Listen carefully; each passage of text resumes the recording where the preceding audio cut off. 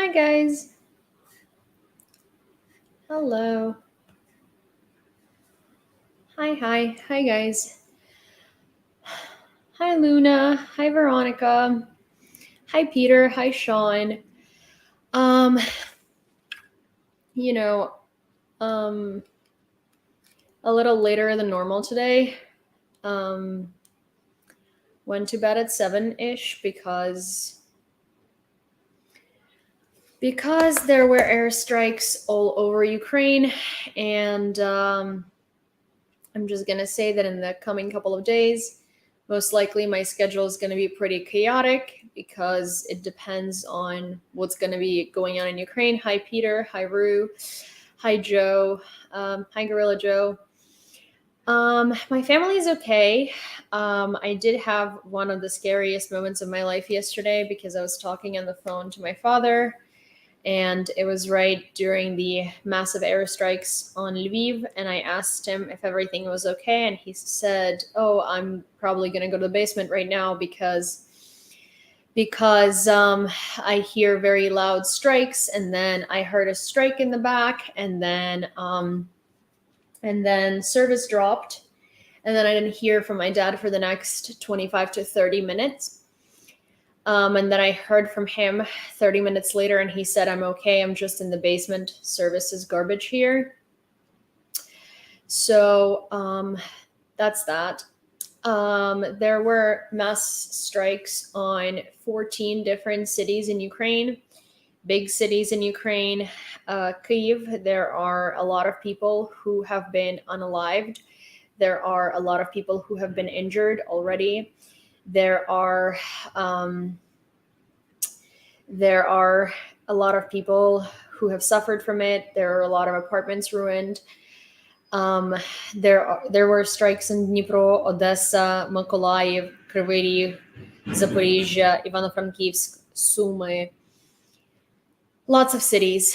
They are targeting critical infrastructure like heat and water because they want us to freeze and they want us to not have any access to basic needs. Lviv remained without without electricity, heat, or water for hours on end. Electricity was restored, I think, 2 hours ago at my mom's apartment, and about 2-3 hours ago, 2-3 hours ago at my dad's apartment. There was an airstrike that hit in between my dad's and my grandmother's apartment, and they heard it very, very loudly. My other grandparents barely heard anything because they live in like a neighborhood that was unaffected. My dad was seeing smoke from his window for a while.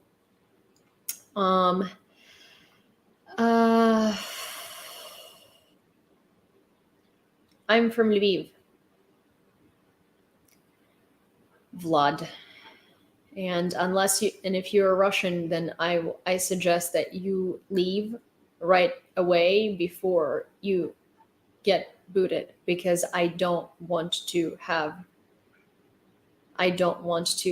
any Russians on my stream. And that's a personal choice, and I do not respect any single one of you.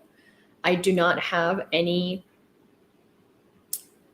humanity left for any single one of you, because you complain and complain and complain and you don't do anything. And then people like my parents sit in a basement hoping that they will survive to see the next day. So if you are Russian, in fact, Vlad, please leave. Because if you don't, I'm going to ask my moderators to have you leave. And with all due respect, I don't want you here. Do I speak Ukrainian as well? No, I speak Ukrainian in my country of Ukraine. I as well speak other languages. the only national language of Ukraine is Ukrainian. So I don't speak Ukrainian as well. I speak Ukrainian and other languages as well. Героям слава. Ну тоді розмовляю українською мовою.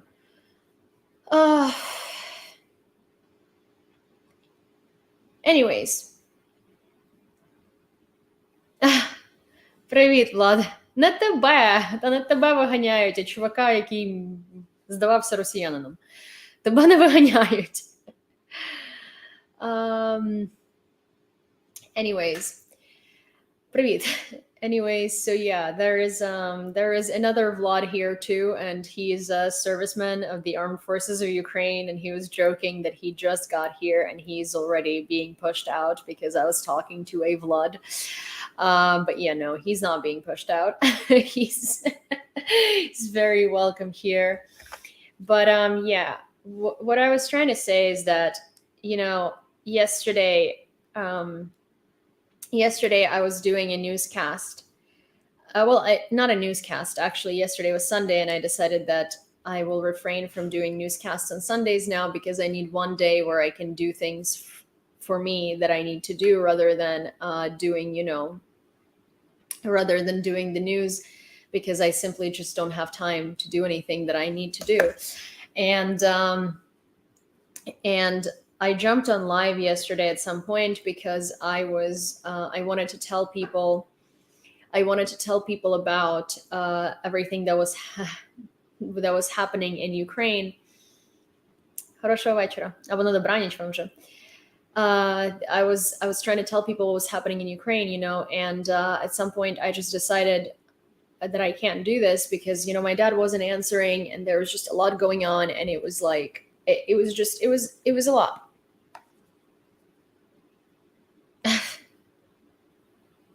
Hateful behavior. No, not accurate.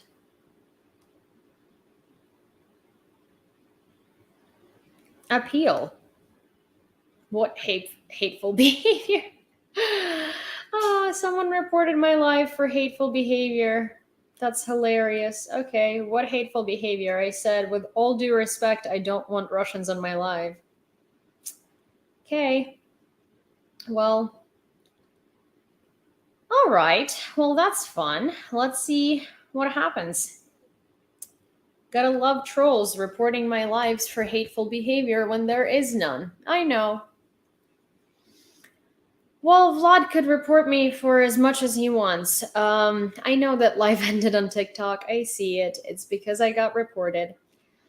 What was I trying to say? I was trying to say that yesterday I went on live and I was trying to tell people about Ukraine and what was happening in Ukraine. And during that time, my dad wasn't answering, and there were a lot of trolls, and they were asking like really stupid questions, and people were like, oh, just ignore them, just do this, just do that. And the thing is, like, I don't want to ignore trolls. I don't want to ignore trolls. I don't want to, I want them to see me. I want them to see my lives. I want all of the people, live ended for everybody because I got reported. It's not for you, yeah. But anyways, so what I was saying originally is that I went on live and I was trying to talk about, you know, what was happening in Ukraine. There were lots of trolls, and everybody was saying like, oh, ignore them, ignore them, ignore them. There were lots of like Americans, like MAGA Americans, who were saying that like, oh, Ukraine blew up Crimea Bridge, so we deserve it somehow. And like, you know, I want these people to see this live.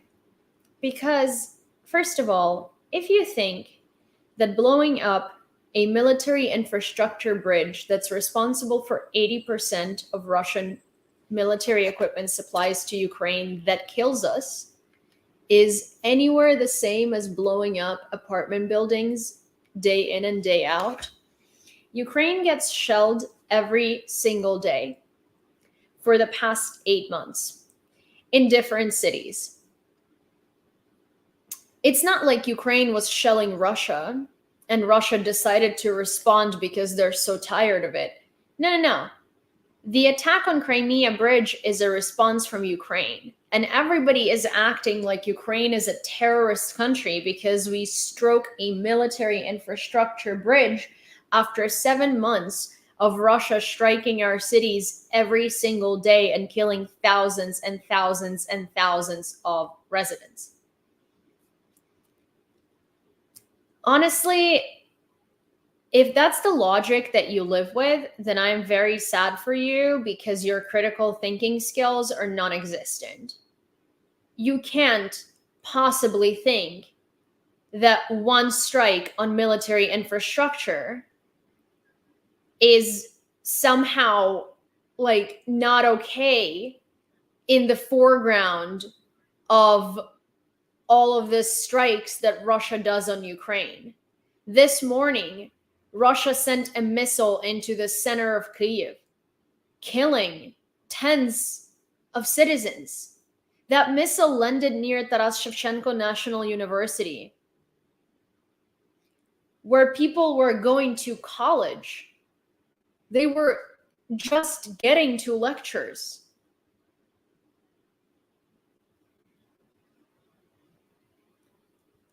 Shut up, no more fight, no good for both sides. What's wrong with you? Like, what's wrong with you?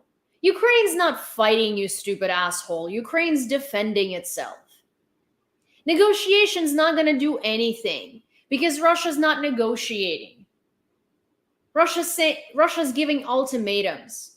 And Russia wants us to give up our cities so they could keep invading us and so they could keep shelling us. That is not a negotiation. That is terrorism. If you want to negotiate with terrorists, you go ahead and you talk to Russia and you figure out your country's relationship with it. Don't tell Ukrainian people what to do in a situation in which the only people dying are Ukrainian people. Jesus Christ. And then also there is like hopes. And listen, today I have zero chill, to be fair. Like, I have zero tolerance today. I don't have political correctness today. So, I'm going to say that in advance. I'm seeing lots of people hoping for a civil war in Russia. Thank you, Melissa. Because Russia has been, there have been some like commotion in Russia, and there's been some military activity in Russia and some military arrests in Russia. What civil war? Who is supposed to start that civil war? Civil war for what? The people who disagree with war are going to start the civil war. The people can't come out to protest because they're scared of getting arrested. How are they going to start a civil war? They're not. That's one. Hypothetically, let's say that these people somehow grow balls overnight and decide that they've had enough and they have been cowards this whole time and they have been allowing for a mass genocide. Let's say that happens. Okay. How many of those people are there? Who's going to start the civil war? The people online who are leaving messages under Kyiv strikes saying, I hope it's going to be a weekly thing. Level Kyiv to the ground. Oh my God, what a celebration. Kyiv is bombed. Oh, I really hope it's not going to be just a one-time thing. Those people are supposed to start a civil war. You guys, if you hope that Russians are going to start a civil war, don't. Like, it's so funny to me when people think there is a likelihood of civil war because they can't protest. They can't protest. They can't come out to protest. And when they do, and there is like a police force literally brutally beating up like an old lady, there are 35 men standing there and saying, shame on you, and filming it instead of literally helping that old lady. 2 policemen dragging away an old lady, 35 grown-ass dudes are standing and watching. What civil war? Who in Russia is capable of organizing a movement? No one. Literally all of them keep talking about Navalny and keep saying, oh, yeah, well, maybe he's not the best, but we don't have anything better. Who are we supposed to follow if we don't have a leader? Well, here is the thing about democracy. In a democratic country, people are able to self-organize, and you don't need a dictator to tell you what to do. The problem with Russians, and the problem with Russians changing anything for the world in the context of Russia and for themselves in Russia, is that they want a dictator and they want somebody to dictate to them what to do, because they are, as you have now seen multiple occasions, incapable of making their own decisions. Simply not capable. And they need someone to guide them and tell them what to do. So they do, in fact, want a dictator. Some of them don't want Putin anymore as a dictator. Also, here is a very good point that Grumpy brought up today and is bringing up again. She's obviously never lived there. Russian want freedom. Oh, you do want freedom? You want freedom in Russia? You know what you gotta do for freedom in Russia or in any country? You gotta fight for it. You don't just sit on the couch and wait for freedom to come to you. I want a car. I want to get a car. But if I sit here and I just want a car is not going to fall down on my head, is it? I'm going to have to go out and make money to buy a car. So it's like, if you want freedom, you have to go and do something for it. You can't just sit there and want it and say, oh, we want freedom. That's why you guys got to respect us, because we're good people.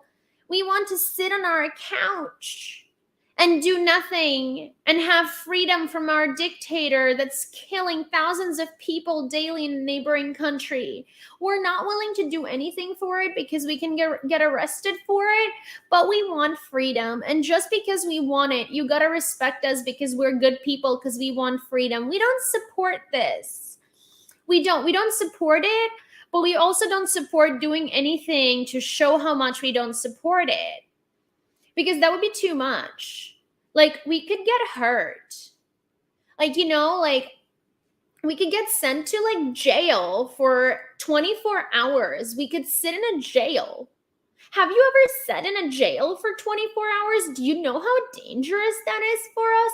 We are sacrificing so much for these Ukrainians by coming out on the Red Square and protesting.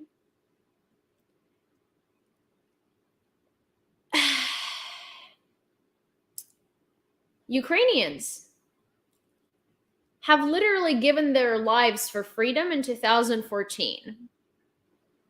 We have given our lives for freedom in the 70s. We have given our lives for freedom in the 50s. We have given our lives for freedom in the 30s. We have given our lives for freedom in 1918. We have given our lives for freedom in 1700s and 1800s. Literally look at any decade. You name it. You name it. When a Russian tells a Ukrainian, oh, we're making so many sacrifices for you, I want to laugh into your face. And I want to laugh into your face not because I want to, I want to look down on you, but because, you are ridiculous. What are you sacrificing? You're sacrificing what? Not doing anything? You're sacrificing your own future? You're sacrificing your own life of living in a dictatorship for who? For me? I don't need you. Listen, here is the thing. I don't need you to stand up for me. I don't need you to stand up for Ukraine. I don't need you to do anything. Frankly, I don't want to ever hear from you again. But here's the funny thing. If you're a Russian person and you're saying that you want freedom, you hate Putin, don't take Ukraine out of your mouth. First of all, forever. Take Ukraine out of your fucking dirty mouth. Let's put it there. You throwing over your dictatorship and us winning the war are not in the same key. Okay? You are not overthrowing your dictator for me or for my country. You are not protesting against your regime for me and for my country. You're not doing any of that for Ukrainians. This is not a sacrifice for Ukrainians. You're doing that for you. So you don't have to get arrested next time that you want to demand your rights and justice. Okay? But here's the thing. If you don't want it, if you're comfortable living in a dictatorship and you don't want to do anything about it, then don't. Because we, Ukrainians, will push your Russian garbage out of our borders. That's going to happen sooner or later. But if you are going to say that you want freedom and you don't stand by Putin, and then you're not going to do anything about it, and then you're going to ask for pity from the West, then that's an oxymoron, my dear. You, first of all, are not doing it for Ukrainians. You're not doing it for us. You're not doing it for anyone. You're doing it for you, okay? And if you get arrested, that's not a sacrifice for Ukraine. That's a sacrifice for your future, for your kids' future, for your grandma, for your grandpa, for whoever, I don't know, believes in the grand old Russia, okay? That's a sacrifice you're making for you and for your people. Let's get it straight once and for all. Ukrainians, we don't need you to make any sacrifices for us. No, thank you. In fact, we don't need you, period. Not a single Ukrainian right now will tell you they want to have anything to do with a Russian. Not a single one. We don't need you. We didn't ask for you. We don't want you. Get away. But if you are going to protest and go to jail and say that you did that for Ukrainians, don't. Because if you want to do something for Ukrainians, you got to do much better than that. If you're going to go out and get arrested and then ask for praise for that, don't. It doesn't deserve praise. For what? For you standing up for your future? What do you think was going to happen in a dictatorship on a protest? Do you think it was going to go over well? Do you think they were going to say, oh yeah, now we're going to listen to you because you came out on the square of St. Petersburg and yelled no to mobilization? Do you live in a simulation? Do we live in a different world here? Do I somehow understand something you don't? You lay your own bed and you sleep in it. You want freedom, you fight for it. You don't want to fight for freedom, then you shut up and you stop complaining, because you can't have both. If you want freedom, you go and you fight. You don't just wait for freedom to come onto you, because what Russians want to happen is they want Ukrainians to overthrow Putin's regime. Okay? There were multiple Russians a couple of months ago who told me something like, Ukraine has to win so we can get rid of Putin. And I'm like, I'm sorry. So Ukraine doesn't only have to win. What do I think about those who are fleeing Russia? Cowards. Cowards. Cowards. 700,000 people who fled is a revolution. And instead of causing a revolution, they fled. I don't think about those people. They're disgusting.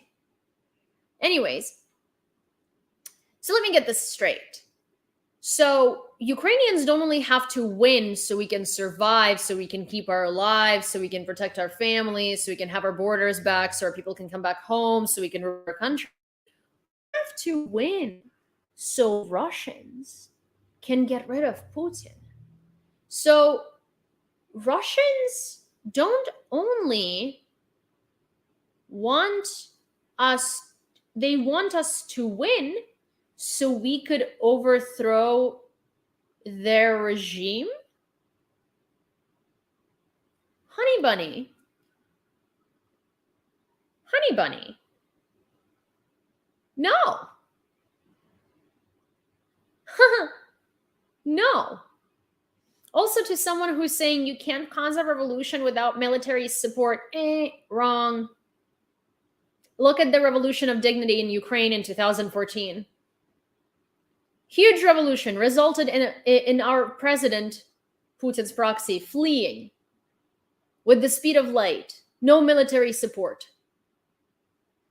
No military support. And yeah, I'm sorry, but we're not going to help you get rid of your dictator. That is not our business. If you don't want to do anything to change your life within Russia, we don't care if Putin stays. We don't. We're going to do everything in order to make him so weak that he can't come back to Ukraine again and he can't try to harm us again. We're going to do that. But if you don't do anything to overthrow him and you don't do anything to change your government, if you want some change, then, well, that's your problem. No, we're not going to assist you in that. To any Russian that thinks that Ukraine has to win so Russia can overthrow Putin, screw you. Ukraine doesn't owe you anything. Ukraine doesn't owe Putin anything. We don't owe you anything. And we are not fighting this fight so you can overthrow your president and so you can fix your problems. We are fighting because we want our country to be safe, our people to be safe, our parents to be safe, our children to be safe, our grandchildren to be safe. We're not fighting for you. Don't you fucking think that? That is so ludicrous. Fair point, but when you have control over the military like the Russians, oh yeah, Ukraine also had control over the military, and Ukraine also had Berkut, and Ukraine also had armed police forces. Yeah, special police forces. Ukraine had all of that, and all of that was unleashed onto civilians. You know what civilians did? Made Molotov cocktails and threw them at those armed forces.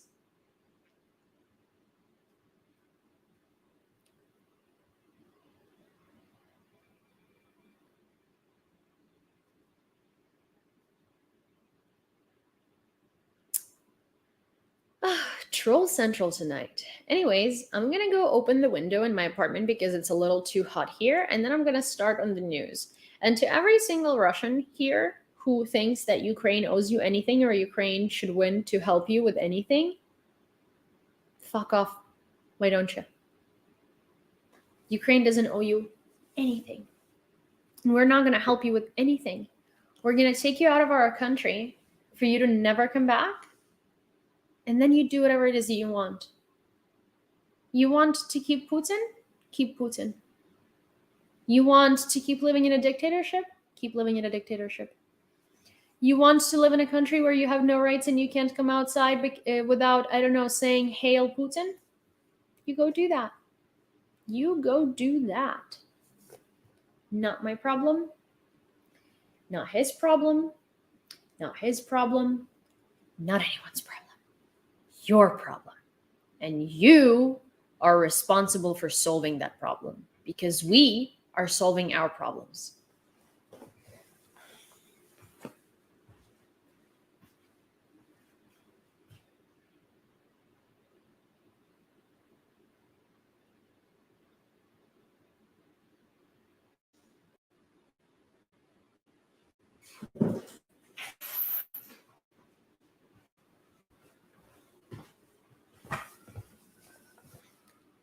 Also, goody, I can go back to my normal account. Because, look at that. No hate speech found. I wonder why. Because I wasn't hating on anyone. Since when is telling somebody that I no longer wish to talk to them, and with all due respect, I don't respect Russians, is hate speech? I literally added, with all due respect. Okay, so I'm gonna end the live on this TikTok account, and I'm gonna go back to my main account. My main account is the same as this, the same thing, but without its. So, here, I'll show you what my main account is. I'll show all of you on here what my main account is, and you can, if you'd like to watch me there, you're welcome to go there. You are welcome to go there, and you'll find me there. Why am I? Verify to continue. Jesus Christ. Okay, here you go. Boom.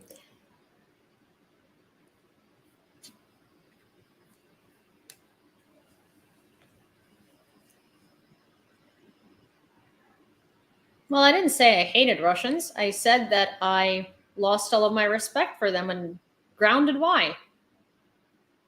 There you go. So this is my main account.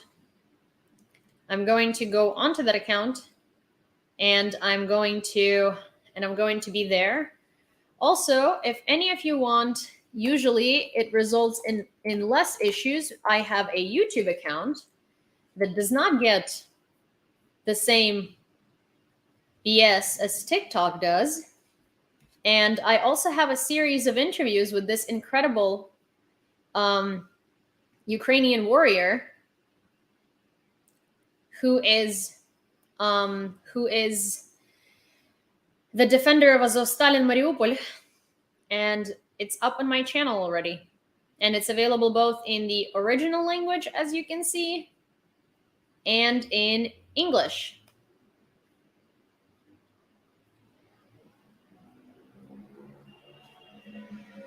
Okay. I suppose that was enough time for everyone to find my account and follow it. So I am going to see you guys there. Вы не думали делать видео на русском, чтобы россияне видели и меняли мнение? Россияне не поменяют свое мнение, и это не моя проблема, что думают россияне. Россияне пусть сами делають видео на русском і розмовляють з росіянами. Я є українкою, я розмовляю з англомовною аудиторією, розказуючи про свою країну та допомагаючи Україні мати підтримку, щоб ми могли перемогти від росіян. Якщо росіяни хочуть поговорити з росіянами і пояснювати їм, що відбувається в Україні, то, будь ласка, дорогенькі, беріть телефончик, беріть тікточок і ідіть це робіть. В мене каналу до цього не було. Я його зробила суто для того, щоб говорити про Україну на англомовну аудиторію, де я проживаю. Я не хочу говорити з росіянами. Дуже дякую, мені це не потрібно. Я не буду присвячувати своє життя, говорити з тупорилими брьовнами, які нічого не розуміють. Може, ще в лютому я би так думала. Зараз? Ні, дякую. Ідіть самі розмовляйте зі своїми росіянами. Anyways, okay, I'm gonna see you on the other account.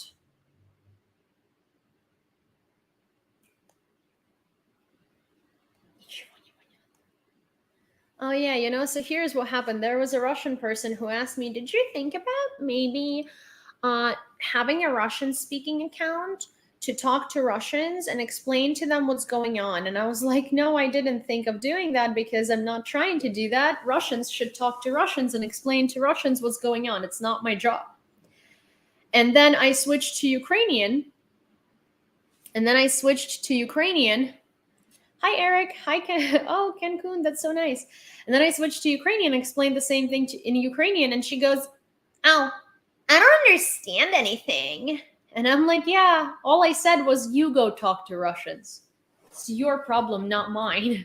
I don't want to talk to Russians. No, thank you. I'm not going to dedicate my days to talking to Russians. Hi, Uliana. Anyways, you can't find part 2, Dars. One sec. I'll send it. I'll send it in the thing. Here. Azovstal defender. One sec. How do I do this? Yeah, well, midway through my shin. One sec. Copy. I was asked. There you go.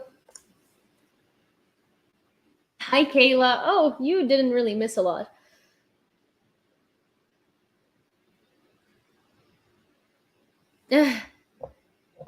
Part 2 had you on the edge of your seat. Yeah, part 2 was a lot.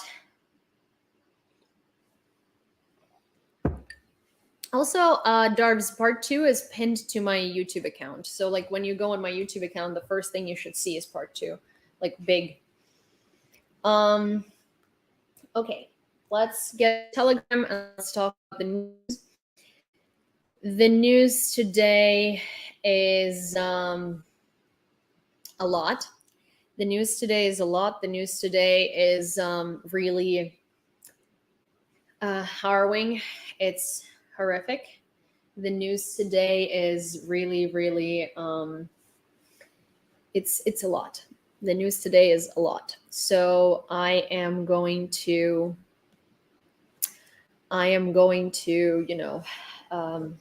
give you that warning.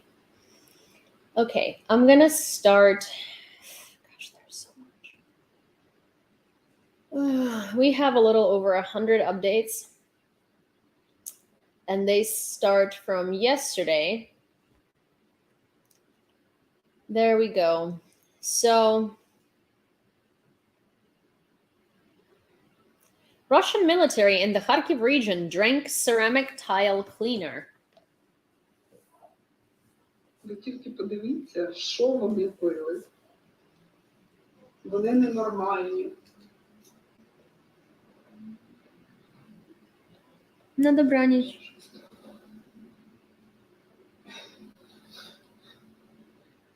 Мабуть, Збройні сили перервали їхнє піршество до недопиту.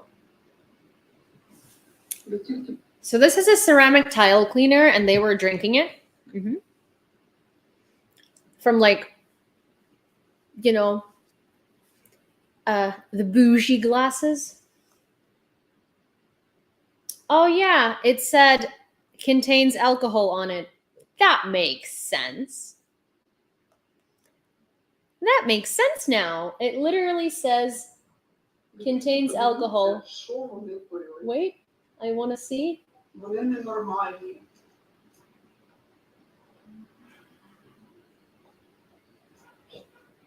Yeah, contains alcohol and silicone. Fantastic. Oh my god. Putin himself proved that the Russian world is impossible, says German historian Karl Schlegel. This resistance of groups from distant non-Russian sections of the society also casts doubt on Putin's imperial idea of the Russian world. Now, it is obvious that the idea of identifying the Russian speakers with the multinational Russian Empire will not work, the historian said. Writer Stephen King responded to the Russians who blaming Ukraine called the explosion on the Crimean Bridge terrorism. After 9 months of killing and in many cases torturing civilians, after razing whole towns, the Russians called blowing up a bridge terrorism. That takes the fucking cake. You know, Stephen King is a brilliant writer. Kyiv was being cleaned from Soviet symbols.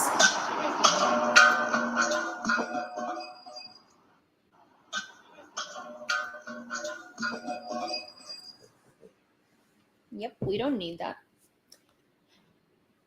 I'm going to show you something very sweet and very inspiring and nice right before we dive into everything that is not sweet, not inspiring, not nice, and unfortunately very gory. So here you go.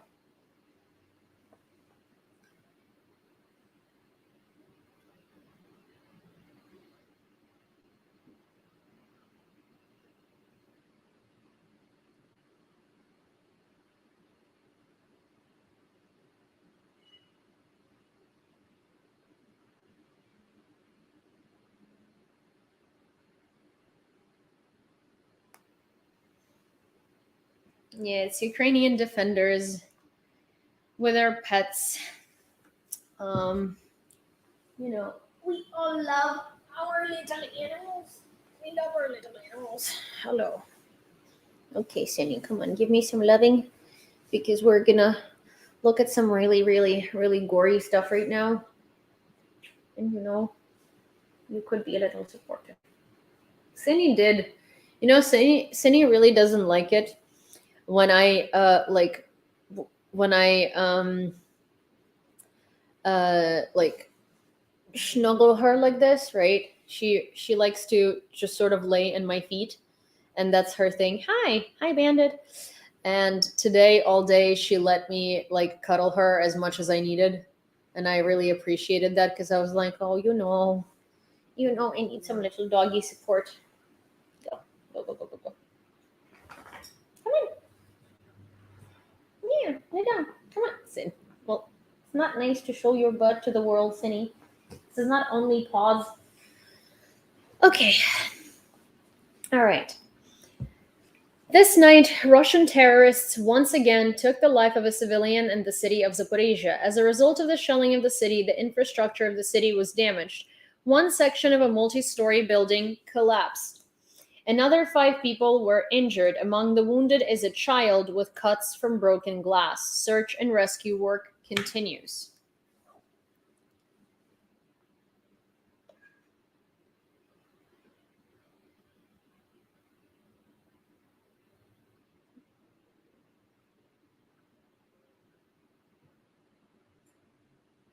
Air raid sirens. So Bandit on Twitch is asking if there are air raid sirens in many oblasts now. Air raid sirens have been going on all day today in many oblasts, so it's not new. I will check another source right now, but I don't think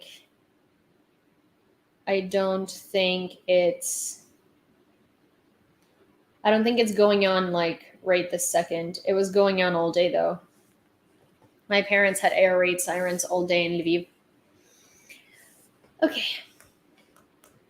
What else needs to happen for Russia to be recognized as a state sponsor of terrorism? I don't think they should be state sponsor of terrorism. I think they should be a terrorist state. I think wording really matters, and state sponsor of terrorism is not enough. These cowards fight only against civilians, weaklings who only know how to drink and launch rockets into residential buildings. Shameful cowards, commented Andriy Yermak, head of the president's office. Take a look.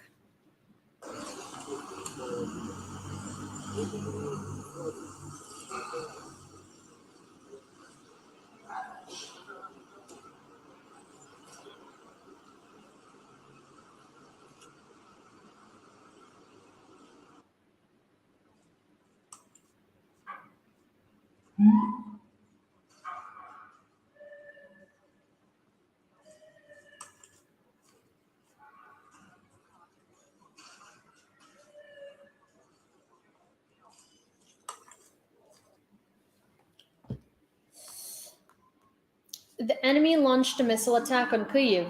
There are also reports of explosions in Dnipro. This is what the BBC broadcast looked like in Kyiv this morning.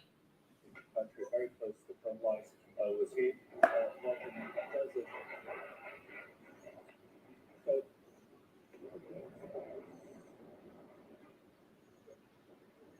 Okay, he did.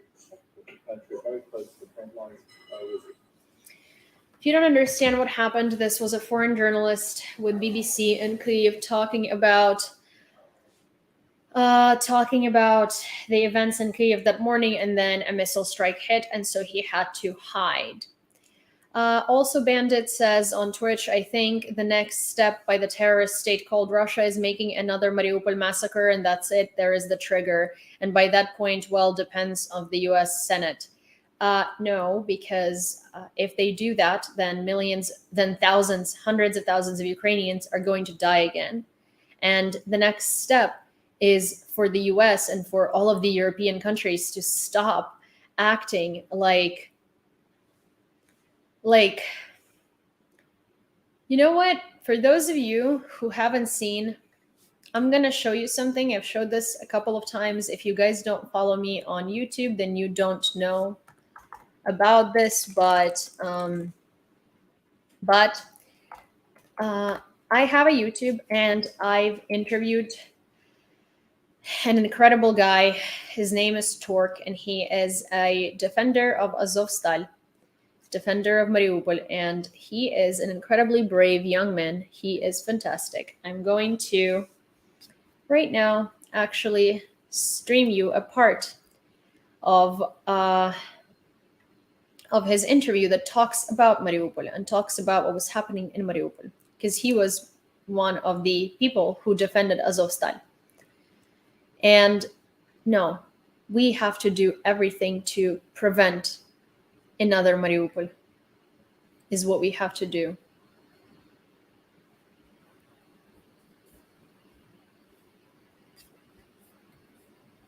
Let me see.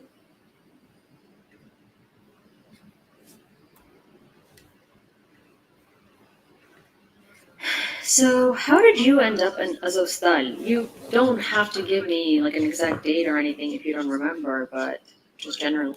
Of course I do. I mean, I remember, yeah, all the days blended into one, but specifically the situation with Azovstal.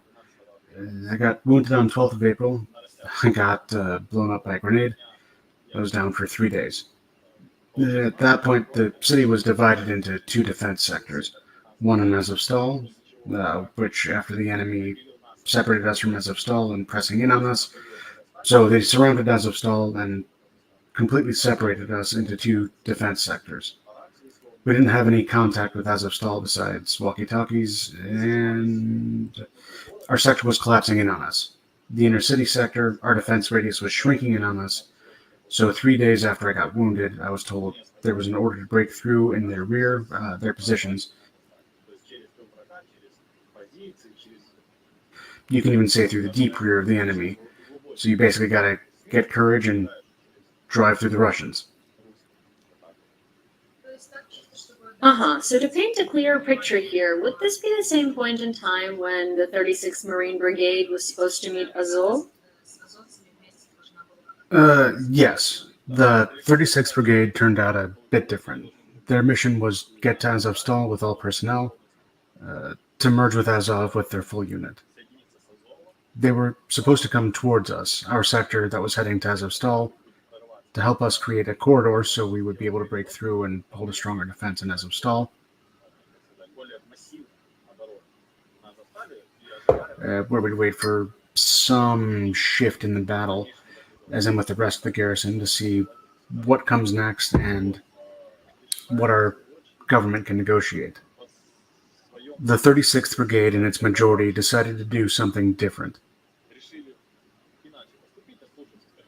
To go against orders, so to speak. Meanwhile, the commander of their battalion, call sign Vilna, if I'm not mistaken, and the 180 people with him followed through to Azovstal according to the order and settled in with us, or rather, fell under the command of Redis, became their direct commander, and it's just 180 people. It was supposed to be 1,200 people. I mean, it's obvious that you cannot create a corridor with only 180 people. So we weren't fully stranded. We had some guys meeting us. But factually, we had to quite literally break through to Azovstal. First and foremost, to get medical attention for all of our wounded, because the conditions we were in prior did not allow for any surgical intervention. So we had to get through to Azovstal. Understood. So what was your personal journey to Azovstal like? You said you had a serious injury. I had 4 I'm or going to 5, scroll a bit despite because their injuries, but no space for me there either. Those 2 cars later got shelled and everyone in them died. All injured guys. A literal truckload of people. I don't know, maybe 80 people altogether. Yeah, so all of them died, and at the end of the day, I was put in a completely different car. The column started moving. We had some people walking and some people in the cars. We were moving, and then the shelling started. Grads, artillery, you name it. Everything was coming at us. We got held up in a hole in the road, presumably a crater formed from an explosion. The driver yelled out to leave the car. As I said earlier, I couldn't necessarily jump. It hurt a whole lot. My leg was broken, my shin, the heel, the bottom of my entire foot. So any minor vibrations, like, say, the car ride, hurt a lot. I had to hold on to my leg to give it at least some amortization. So I was helped out of the car. I was standing there and looked around, saw the column moving by me, and think, well, what do I do from here? Yeah, it is a It straight was edge like maybe I tattoo. should lay low and then crawl. But I didn't even understand where I was. It's nighttime, pitch black. So I see an APC coming by, and I just clutch onto it. Which and subreddits? We were moving towards the steel plant. We got into some bushy terrain, and at that time, my leg looked like this. So this is my shin, and this is the bottom of my foot, and so in this part, my leg broke that way again. We were driving through some branches because my leg was already pointing sideways. It got hit by a branch and broke again. But by a branch. Yeah, well, midway through my shin, my leg just started pointing sideways. It formed into an L letter shape. Well, I mean, what are you going to do? Just roll with it. Yeah, it hurts, but you got to persevere. So I held on. We were moving, and then it felt like, I reckon we're falling down. I was lucky. I was on the right wing of the car because those who were on the left, well, they weren't so lucky. The car turned over. We fell from the bridge into the water. I got like super lightly hit into the APC, maybe. As we were in the water, someone was trying to clutch onto my leg, and just to illustrate, they weren't grabbing it like this way, but this way. So they were trying to grab it like a monkey bar. And by the way, I don't swim well. Actually, I'm very bad at it. I honestly don't know how I floated out. I had a level 7 PCU on, and that's a term that people in America who are somewhat connected to the military will know. The American level 7 PCU is like this gray jacket that can't get wet under any circumstance. If it does, it gets incredibly heavy. So I don't know how I was able to float out while wearing it. I had a boot on one of my feet. The other one was bare, the one with the tourniquet and bandages. So I floated out and hid under a bridge. For the next 2.5 hours, the bridge was shelled nonstop. It was a hot spot. It basically turned into a graveyard where lots of cars were falling down and lots of guys were dying.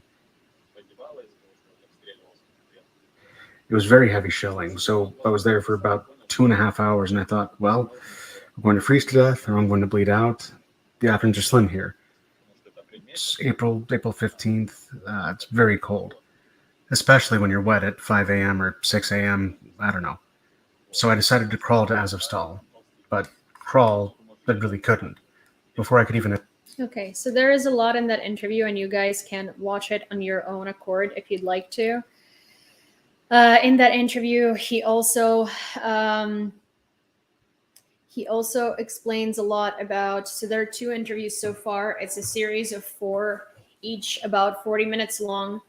He explains what it was like in Mariupol, what it was like with civilians in Mariupol, what it was like to do their job in Mariupol when they had to not only do their job as military people, but they also had to handhold civilians through it because they had to find basements for them and stuff like that. And they had to, find a way to protect them and all that. Also, so here Bandit on Twitch mentioned Kozak Gandhi, and he mentioned some other Ukrainian POWs. So Kozak Gandhi's real name is Aiden Aslan, and I'm going to have a chat with him either this week or next, and this is going to be an interview. I want to speak to him because him and I both are very concerned about the falling interest in rescuing POWs, because all of the ones that have made headlines have been already rescued, and that is not just a coincidence. Russia did that on purpose in order for the world to stop caring about POWs. So me and Aiden are going to have a conversation. I'm not going to tell you what the topic of the conversation is going to be about, because one of the things that I personally, as an interviewer, want to provide for the Ukrainian military guys that I interview is I don't want to ask them sensational questions. I don't want to ask them, how did it feel when, they found out they were going to be judged in a kangaroo court or something like that. I want them to tell me what they want the world to know and hear. So that conversation with Aiden is going to be based on what Aiden thinks is important. So I will find out after I speak to Aiden. Just curious, do we know the current number of POWs? Yes, about 2,500 POWs, Ukrainian POWs, are still in Russian captivity, tortured every day, and 800 of them are servicemen of the Azov regiment, and they are being treated the worst out of everybody because they are the beacon of Nazism for the Russians. Okay, so if you'd like to watch that interview, it is on my YouTube. It's widely available. As to the subreddits, I believe that Ukrainian conflict and Ukraine war video report is we already posted the video in there. The thing is that the video came out the same day that Crimea Bridge was shelled, and the video came out also the day before. Zaporizhia, Kyiv, and everywhere else was shelled. So obviously, it did not get nearly as much attention as as all of the other news, understandably. So the video is having a very hard time gaining views, which is upsetting because it's a video in which Tork talks about everything that was happening in Mariupol firsthand, and it's the only interview of its kind available with English voiceover, and I really was hoping that as many people as possible would see it. So I am going to ask you guys, if you're members of Facebook communities, if you're members of Reddit communities, if you're members of like Pinterest communities, if you're members of like whatever it is communities, neighborhood communities, neighborhood watch communities, help Ukraine communities, whatever communities, please do me a favor. There are currently about 100 of you all together. Please go copy the link to the playlist with interviews of Tork and just paste it. Paste it to your communities on Facebook, on Reddit, on Twitter, whatever it is. Wherever it is. That'll help spread the word about it. Okay. The head of the EU delegation in Ukraine, Mati Maasikas, published a photo of the consequences of shelling in the center of Kyiv. Same username for YouTube? Yes. Same username across platforms. I'm also on Twitter. I am literally, here's the thing. If you go on a social media platform and you type in Yulia, the same username that you see on whichever platform you are, and you can't find me there, then I'm not on there. Because I'm on Twitter, I write articles on Medium, I am on Instagram, I'm on Twitch, I'm on YouTube, I'm on TikTok, I'm on all of these platforms. And on all of these platforms, I provide news all the time, and they're in different formats. They're not repetitive news. They are just more and more updates because I want to give you a comprehensive channel where you can find out everything you need about Ukraine on that given day.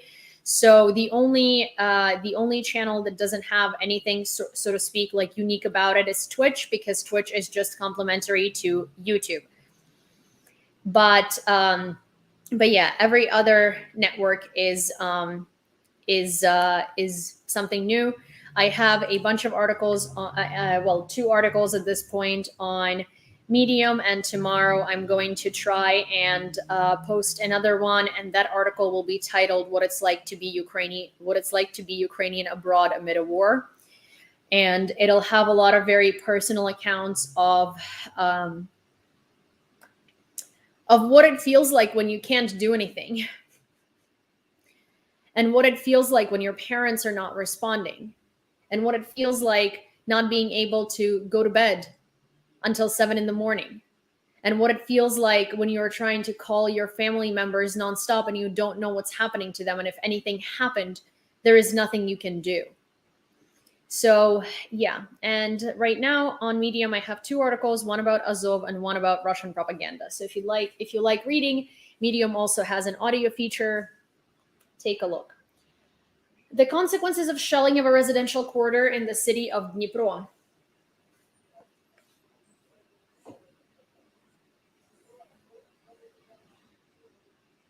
Hi, Lady Bubbly.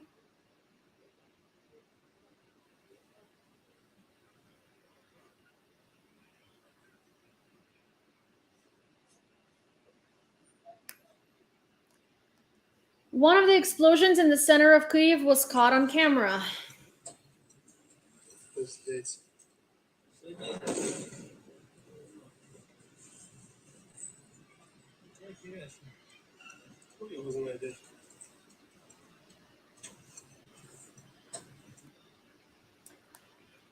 More footage of the consequences of Russian terror in Kyiv.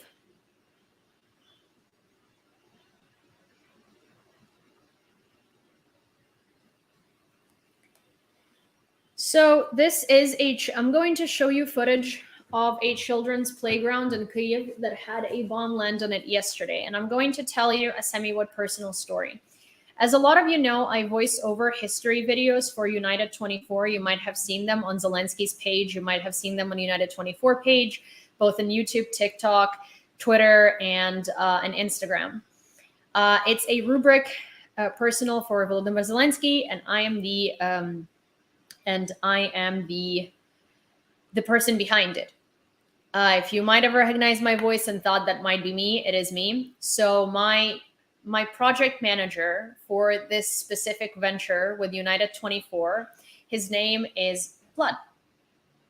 And I texted him to find out if he was doing okay yesterday, and his family was doing okay. He just had moved to Poland because he's a father of many and his children are young. And so obviously he doesn't want to traumatize them by living in a war zone. So they moved to Poland. And he had told me that this particular playground is where he used to go with his son every day. And this is about the time at which he would have been at that playground with his son had he not moved to Poland last week. This playground in the center of the city is the playground that was destroyed by Russians, where my project manager with his kid went every day. I was talking to a girl who is the girl behind Leleka.support store, the store that offers you a variety of Ukrainian products that you can easily order for delivery to the United States or anywhere else in the world. I was talking to her about certain things because her and I are organizing a surprise for Tork's mom with a bunch of Ukrainian brands who graciously agreed to send Tork's mom some stuff for free because they're just amazing and she is depressed. She was hiding in a parking lot in her apartment complex because she lives in the very center of Kyiv. I asked her if she's okay, and I asked her how she felt, and she said, "That's okay, I'm used to it. Just gotta be better than February 24th and actually follow through with the air raid security guidance." Then I messaged Tork because Tork right now is in a rehabilitation center in Kyiv. He is taking care of his leg that was injured in battle for Mariupol. Guess what Tork was doing? Tork was sitting in a basement in Kyiv because there were explosions. A defender of Mariupol who survived Azovstal, Mariupol, in Russian captivity and was exchanged back home is now in rehabilitation for his leg that is severely injured, had to sit in a basement and fear for his life because there were bombs now shelling Kyiv.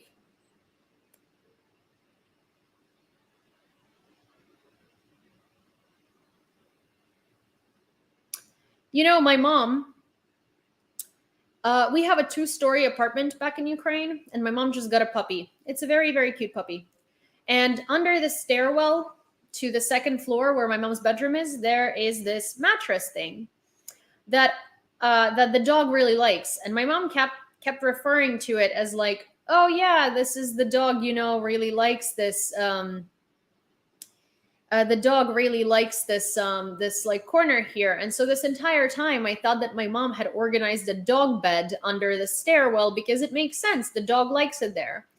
Yesterday I found out it is not a dog bed. It is my mom's bed for air raid sirens because her hallway is the only place in our apartment where there are 2 strong enough walls. And the rule is you got to sit in a place between 2 strong walls.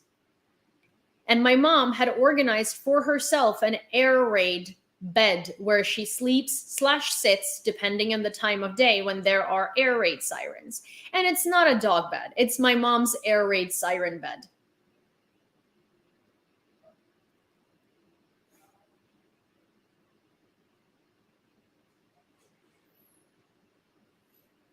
Life in Ukraine. Vasil? Yes. Okay.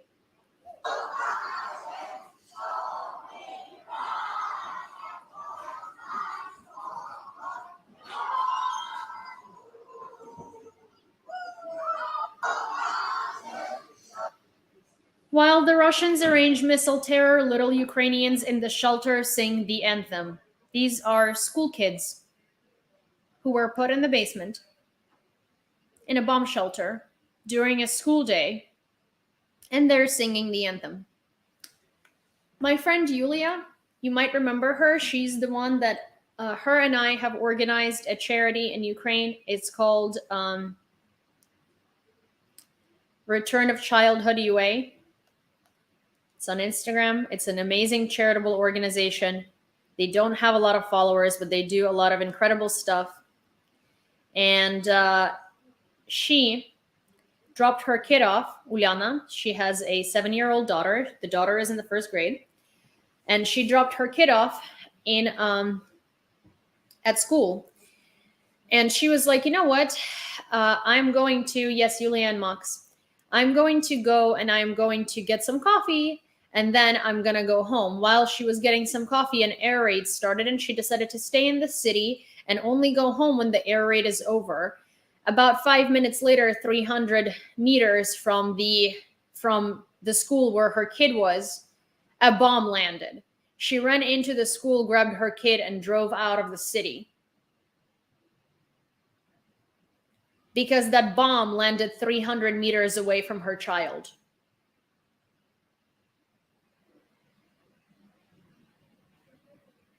And that is every day in Ukraine.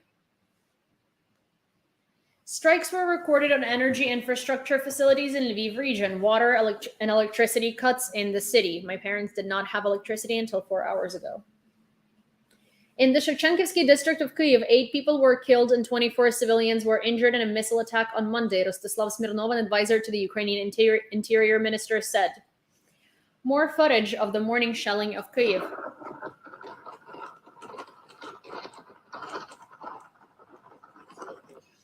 Вот, ударили здесь. Вот Шевченко. Здесь раненые. Уже цивильные помогают. И скорая помощь. Перекрываем сейчас движение, пробку рассасываем. But you know what I want to tell you for all of that? Serhiy Pratula, the guy who was collecting money for Bayraktars, and then the Bayraktar factory gave them to us for free, and so we instead bought a satellite. Said Russians do this because they want us to be scared. They want us to break. They want us to run away. They want us to be terrified. Do you know what Ukrainians did in response? Serhiy Pratula opened a donation fund called Revenge. And in 2 hours, that donation fund had gathered $1.8 million. I checked the fund 2 hours ago. It was at $4.8 million. And that's just in Monobank. There is also an account from PrivatBank where you can donate, and there is another account there where you can donate to a PayPal. The Monobank account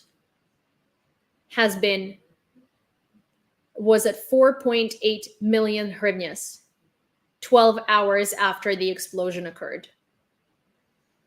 Because you're not breaking us. You're making us stronger, and you're making us angry.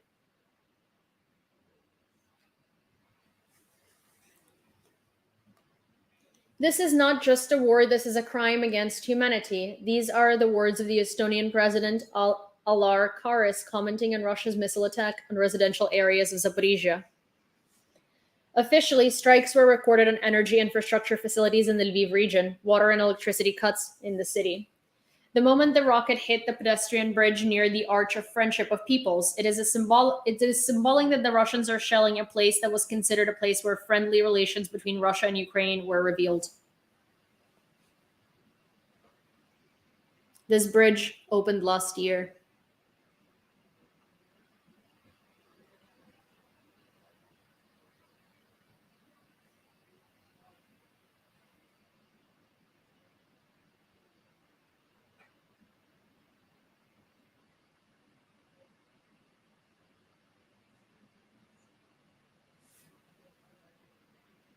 You know, the interesting thing is, the bridge is fine.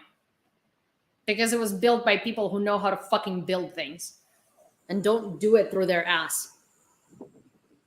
Because nothing in Russia lasts. It's all made out of garbage.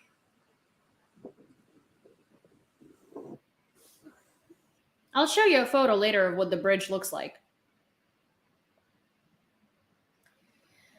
More of the consequences of the shelling of Kyiv.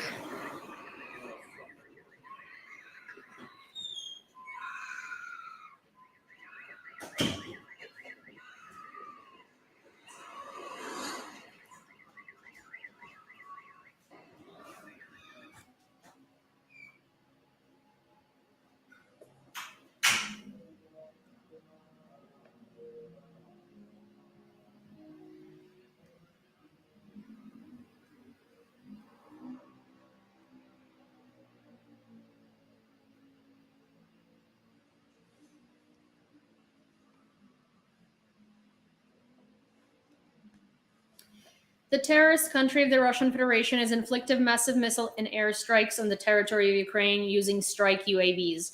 In the morning, the aggressor fired 75 missiles. Our air defense system neutralized 45 of them, said Zaluzhny. It is the glass bridge. Vitaly Bunechko, head of the Zhytomyr Regional Military Administration, announced attacks on the energy infrastructure of the Zhytomyr region on his Telegram channel. The enemy struck at the energy infrastructure of the Zhytomyr region. Some consumers have already been transferred to backup power sources. Work of the elimination of the consequences continues, the message says.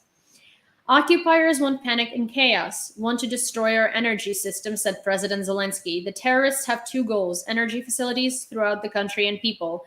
They deliberately chose such a time and such goals in order to inflict as much damage as possible, the president urged. Kyiv, morning. Assistance is being provided to victims of Russian missile strikes. Знаєте, додому я хочу. Мене ще чекають там друзі. Ну нічого, ми все встигнемо, все зробимо. А я вже хочу добінтувати. Це моя кров ось на рушнику. Головне, щоб у вас І на кров. А у мене штани в крові. Не знаю, чи так жалко.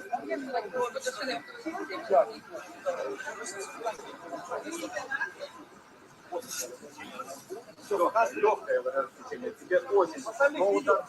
А вот у меня выкинуло. Легкое.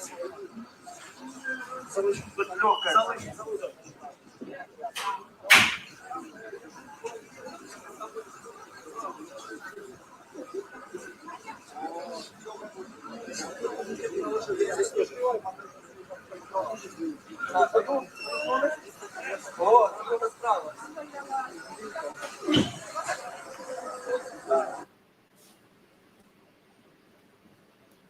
The self-proclaimed president of Belarus, Alexander Lukashenko, will hold a meeting with the military and security forces today. This was reported by the press service of the so-called president.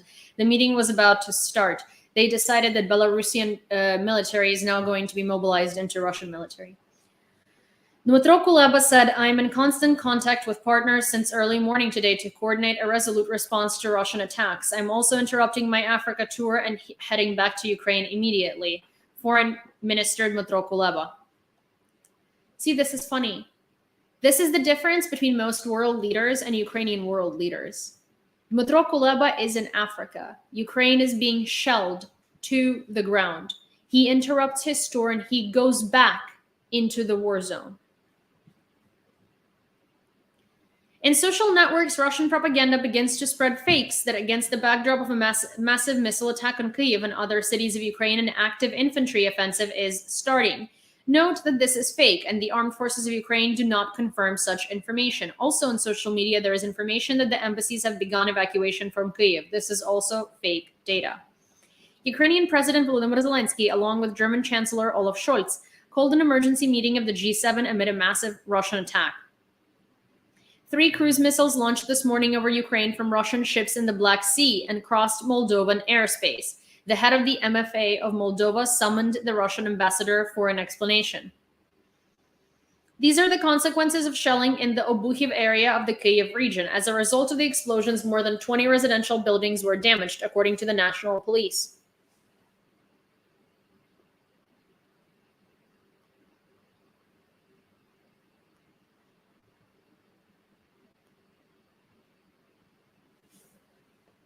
This is going to be graphic, so proceed at your own risk. American journalist was not far from the place where the Russian missiles hit. This is Russian genocide against Ukraine. I'm in Kyiv, Ukraine. October 10th, 2022. Russian terrorism at its worst. A Ukrainian civilian dead in the center of the street as the first responders working rapidly to put out the rest of the flames. Sarah Ashton Sirlo, our Kyiv, Ukraine. October 10th, 2020. Sarah Ashton Sirlo, I'm in Kyiv, Ukraine. October 10th, 2022. Kyiv underground now. Photo Anna Mamonova.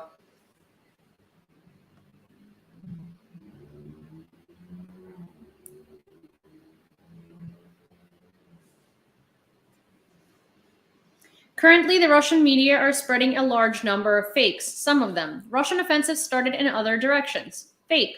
More than 500 missiles and 200 fighters were launched. Approximate numbers. Fake. Western embassies are being evacuated from Kyiv. Fake. Belarusians are also attacking. They're already running somewhere across the field. Fake. Zelensky has already been taken to a bunker in Poland. Fake. There is no place for such actions in the 21st century. Borrell promised urgent EU military assistance to Ukraine. I'm deeply shocked, are you? By Russian attacks on civilians in Kyiv and other Ukrainian cities. It's funny how 8 months later you're still deeply shocked. Shocking. Such actions have no place in the 21st century. Additional military support from the EU is expected, EU High Representative Joseph Borrell said. The moment of explosions in Dnipro. I'm shocked that it still shocks you.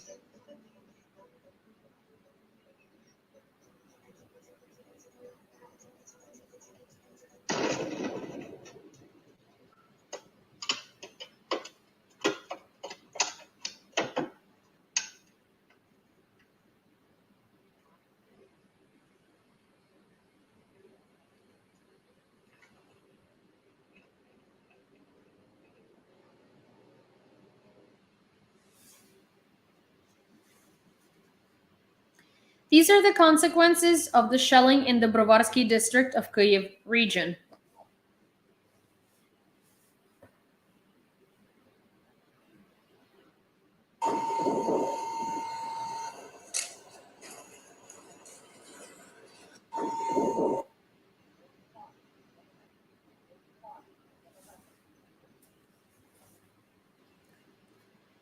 The visa section of the German consulate also suffered during the massive Russian attacks on the Ukrainian capital, writes Bild. Maybe you want to send a couple of Leopard tanks to check the situation on the spot. The former head of the Bell Foundation in Kyiv addressed the network to Chancellor Olaf Scholz and Foreign Minister Annalena Baerbock. The war of the Russian Federation against Ukraine affects everyone, turning ordinary things into luxury, said Turkish Foreign Minister Mevlut Cavusoglu at meeting with the compatriots in Strasbourg at a harbor. Dnipropetrovsk region, at least 4 dead and 11 wounded. Such disappointing preliminary data after the massive offensive of the enemy in the Dnipropetrovsk region. The Russians fired more than 10 missiles into the area. 4 missiles destroyed air defense. Kremlin spokesman Dmitry Peskov said that the terrorist missile attacks on Ukraine were carried out as part of a so-called special operation. Do you see any military objects here? This is a residential building with offices too. What military infrastructure for special operation is there? In Dnipro, a Russian missile exploded right in front of a bus. The passengers miraculously survived.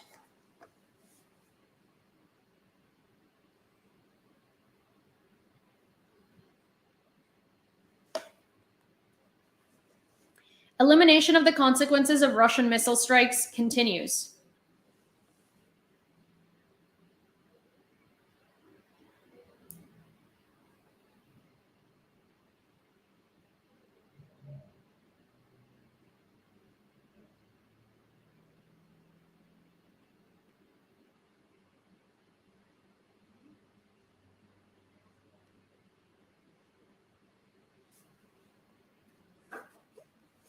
As a result of the shelling, critical infrastructure facilities, mainly power supply facilities, were damaged in 8 regions, and the city of Kyiv, where more than 30 fires broke out. As a result of the attack, 9 people were killed and 36 were injured. There is no power supply in 5 regions: Lviv, Poltava, Sumy, Kharkiv, and Ternopil. In the rest of the territory of Ukraine, the supply of electricity was partially disrupted. More than 1,000 people and about 120 units of emergency services equipment were involved in firefighting and rescue operations. The consequences are being specified. Kyiv is recovering after morning shelling, employees of the city facilities and restaurants raking up broken glass.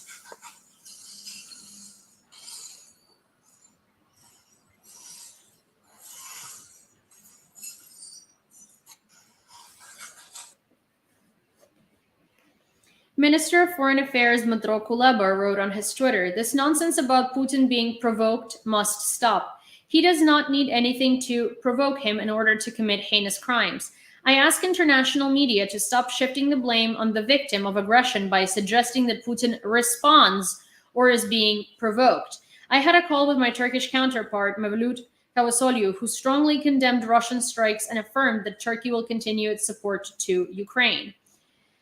We coordinated efforts on mobilizing a resolute response with the UN General Assembly. Russia has been shelling Ukraine for 8 months. This is not a response. Crimean Bridge was a response. Dnipro, first minutes after the shelling.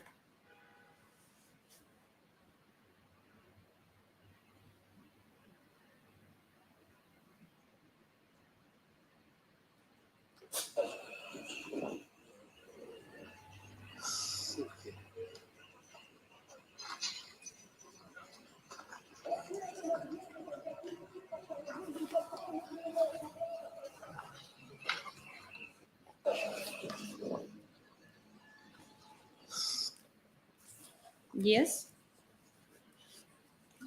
Yes? Hi. What's up? What's going on? Russian rocket explodes near Romanian embassy in Kyiv. According to Romanian Foreign Ministry Minister Bogdan Aurescu, the Romanian embassy staff is now safe despite one strike just 850 meters from its building. Kyiv metro station Universytetska, or University Station. People sing Dmytro Gnatyuk's song "Як тебе не любити, Києве мій," How Not to Love You, My Kyiv. The Ukrainians cannot be broken by missile strikes, cannot be intimidated, and cannot even be forced to think about surrendering. Glory to Ukraine.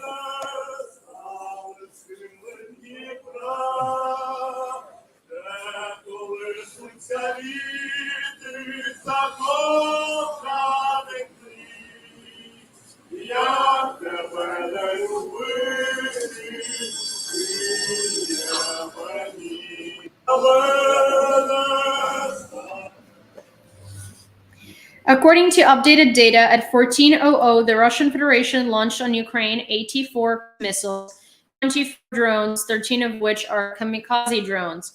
Ukrainian defenders destroyed 56 targets, in particular 43 missiles and 13 UAVs, according to the Ministry of Defense of Ukraine. NATO defense ministers to meet soon in Brussels, the Washington Post.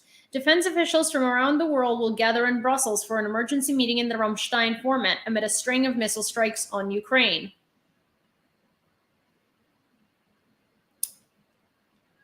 Grumpy, can you please, can you take out the trash that just came into Twitch?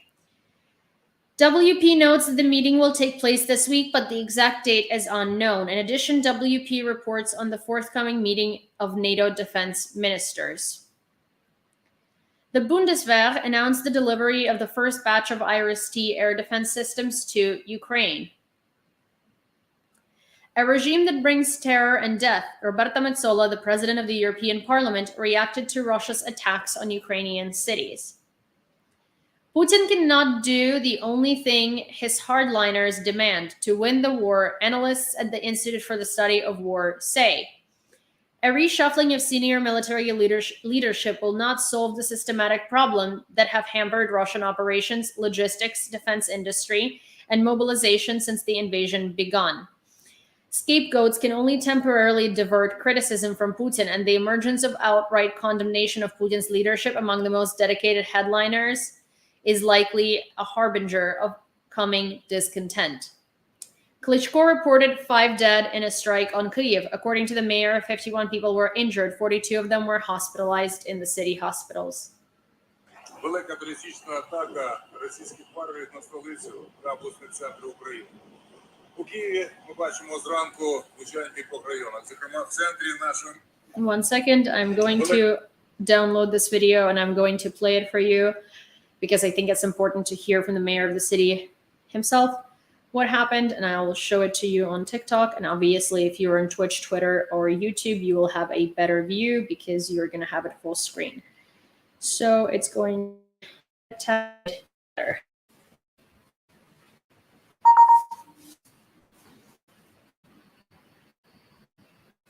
Oh, 1 second.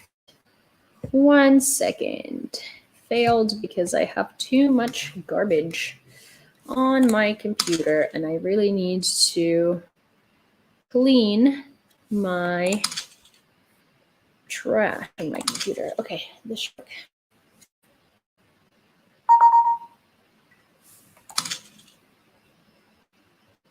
Again. Okay, 1 second. Sorry, guys. Sometimes it is difficult, provided that I have a lot of stuff on my computer. Oh, yay, finally. Okay. Got it.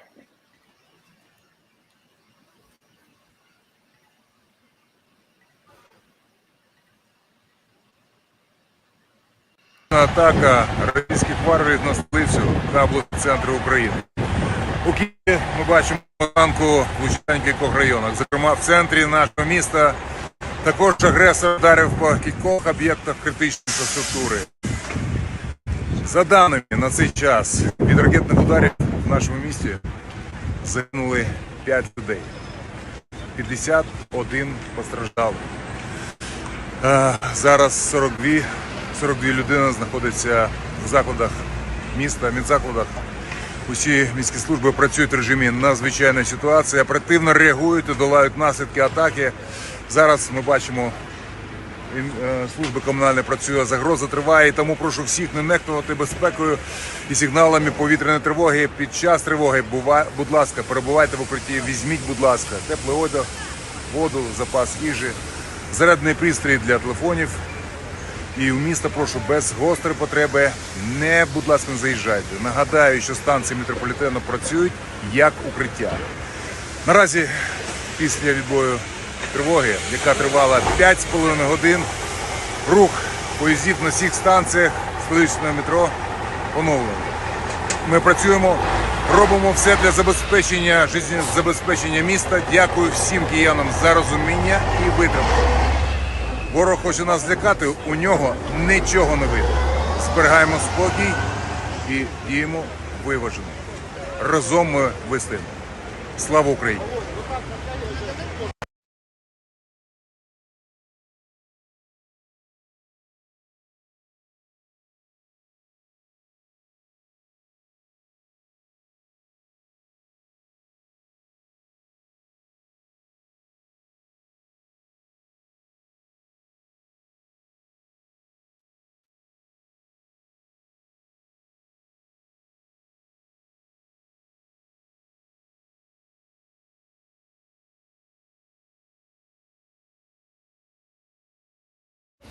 Oh, sorry. Sorry, I forgot. Oh my gosh.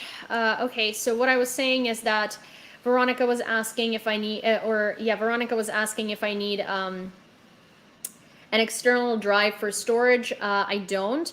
The reason why I don't have, the reason why I have so much storage cluttered is because for months now, I've been sending myself videos to my computer, and I just need to delete all of those videos because realistically, I'm not recycling them, right? If I want to watch them again, I can find them on Telegram, but I don't need them on my computer. I just need to go ahead and delete all of them.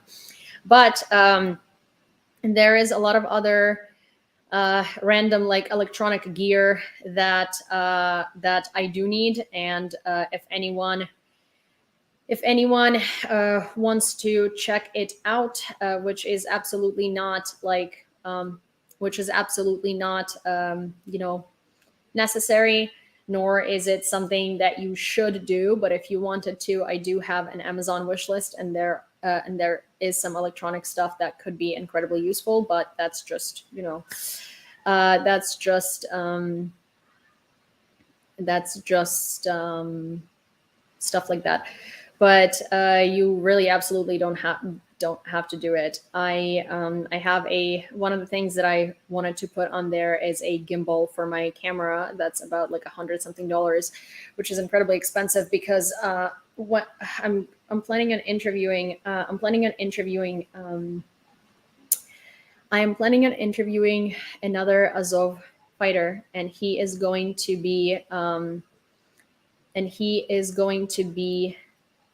in New York, and I'm going to film an interview with him. But one of the things that I don't have is like a good microphone that I can bring with me outside that would work with my camera. And another thing I don't have is a camera stabilizer, which means that whoever holds the camera, it's going to consistently go like this.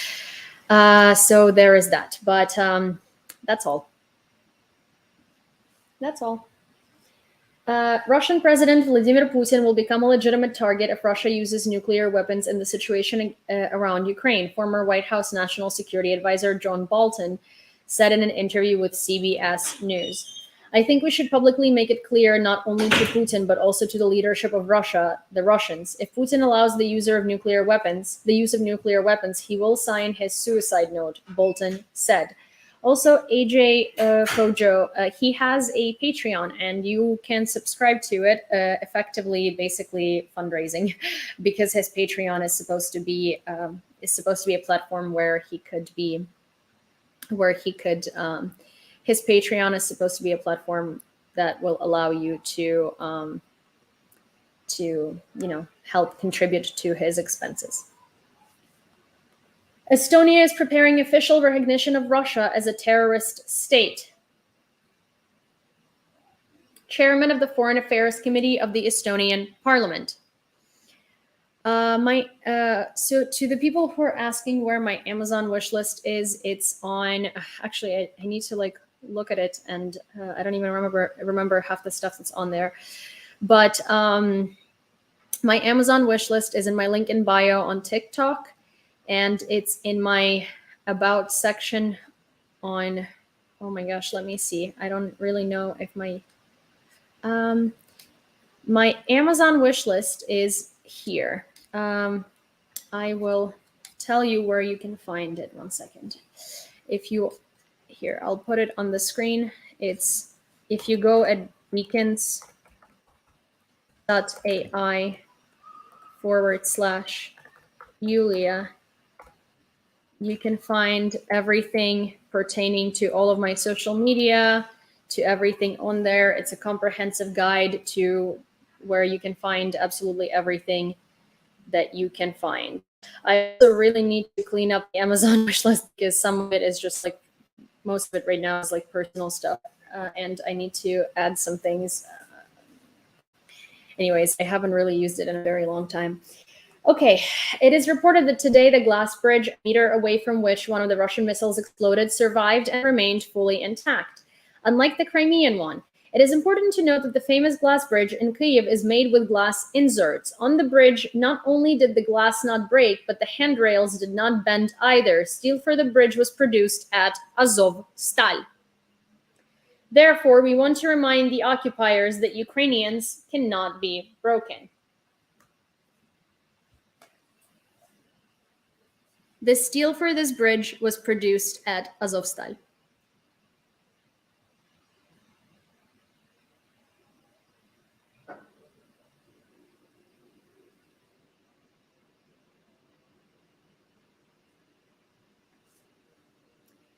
So that's what I was saying. I was saying that I need to update my Amazon wish list. The reason why that microphone is on there is because it connects both to your phone, to your computer, to your camera, to absolutely anything, but it's mad expensive and I can't afford it. Also, when you look at my wish list, I want you to understand that it's not like me being like, "Oh, hey, please buy this for me." This is something that would be like nice to have. It's a wish list, right? Like a wish list is something that's just like, "Oh, it'd be nice, right?" I haven't updated it with like more stuff that's like pertinent right now because I haven't really been like, paying attention to my Amazon. It's like the last thing that I've cared about recently. But yeah, what I want to say is that this wish list is in no way anything that's like, oh, like, is just, yeah. And if something on there is like on there, please don't think that I expect someone to buy it. Like those are things that some of them are things that would be very good to have for like production and stuff like that I obviously can't afford. And they are just there because it'd be great. But it's a wish, not really like. There are some necessities that I need for like interviews per se in the department in which I'm very behind because, this channel is growing and the interviews are growing and the people are it's getting more and more professional, but I don't have the gear that I need in a lot of cases. But yeah, but it's just, it's growing a little out of proportion. Okay. In the Kyiv region, a lion was injured due to the shelling by the Russians. According to the UA Animals Organization, during the shelling of the Kyiv region, the lion Bretzel, who is in the Wild Animal Rescue Center, was very scared of explosions. Tail struggled to escape from the enclosure, tore his face. Here is what that looks like.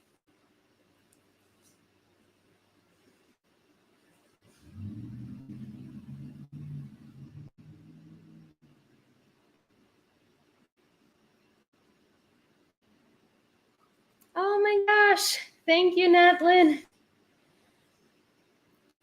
Also, lions are my favorite animals. And in general, like I obviously feel incredibly horrible for people, but I feel even more horrible for animals because, they don't know. They have no awareness of how to prevent these things from happening. And they have no awareness of how to help these things. And like, they don't know why this is happening to them. You can't explain, they're animals, And I think it's so absolutely inhumane because they don't know and they can't do anything about it.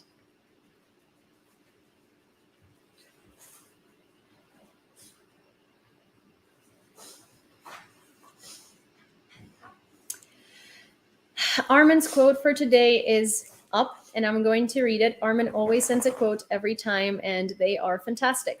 The last words in Victor Hugo's diary. So it's Victor Hugo, and written 2 weeks before he died, where to love is to act. Many world leaders say they love democracy. If they truly do, they would take action to defend Ukraine.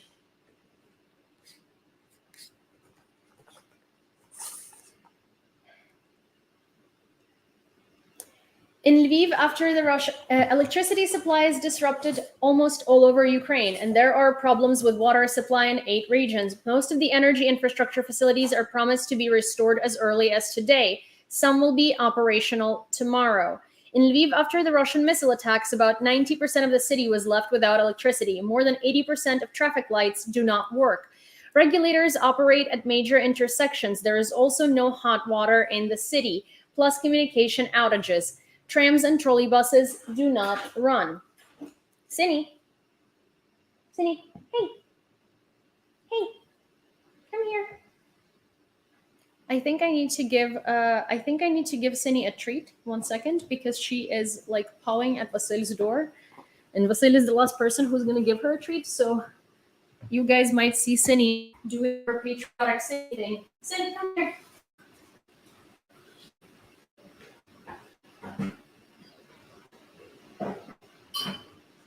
Sini.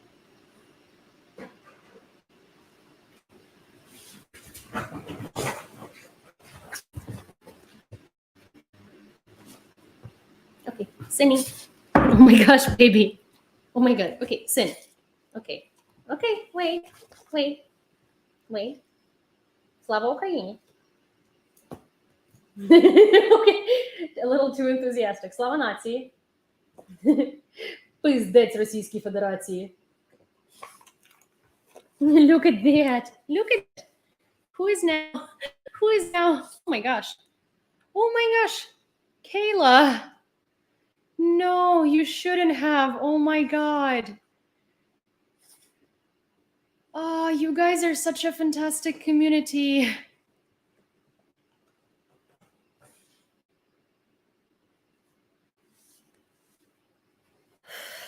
Oh my god.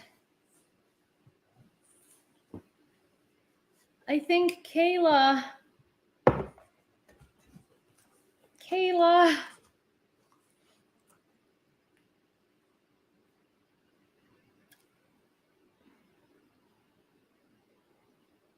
Oh man.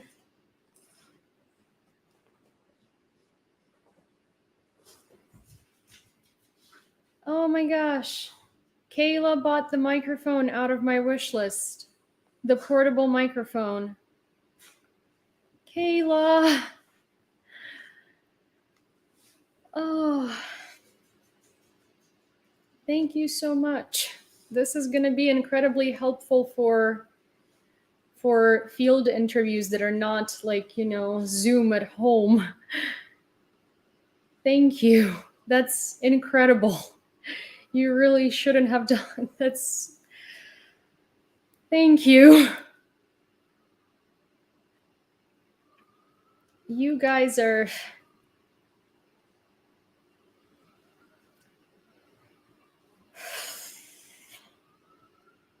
Kayla.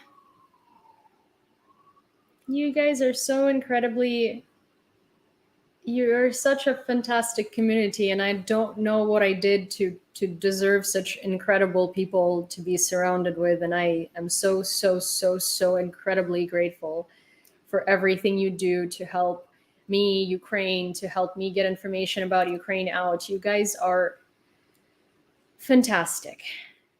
Thank you so very much. You have no idea how much it really means.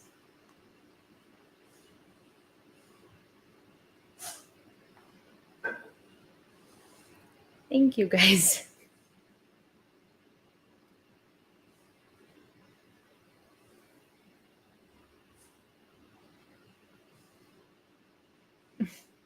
Thank you. Okay, I'm gonna cry if I don't start reading the news. So in order for you to not see me ugly cry from gratitude online, which I really don't like doing because I really don't like crying in video, I'm going to continue reading the news. Thank you very much. You guys are incredible, and you have no idea how incredible you really are. And I really very much appreciate every single one of you. Thank you. The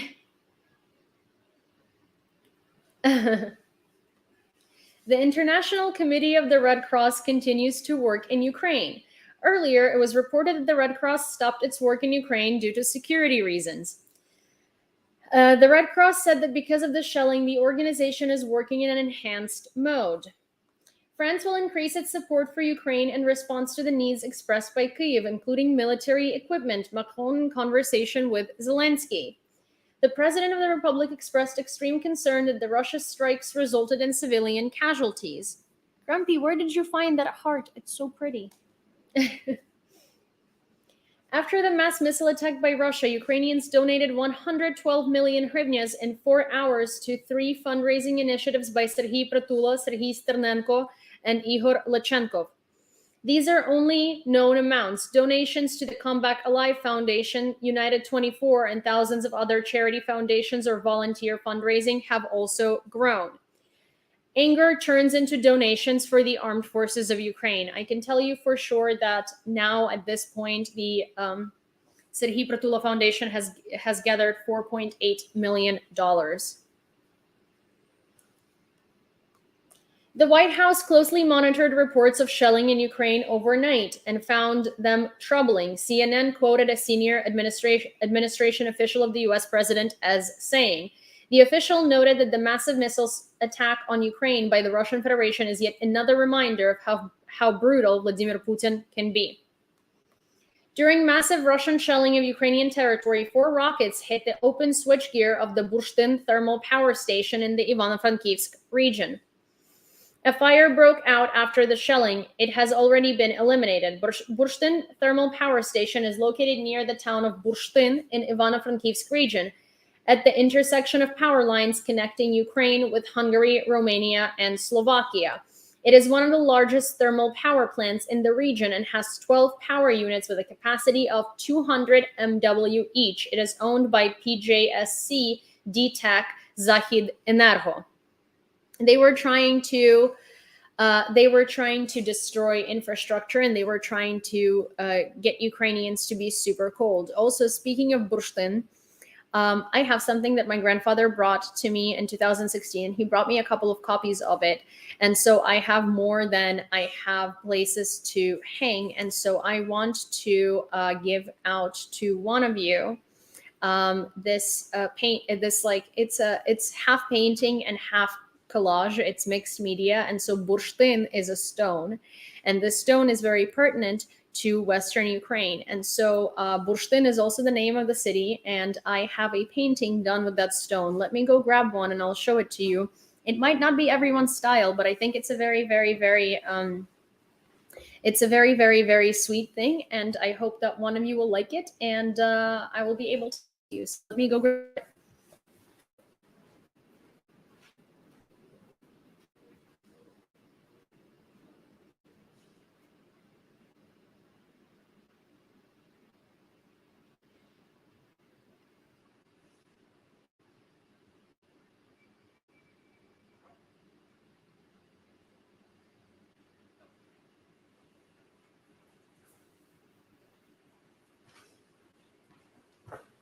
So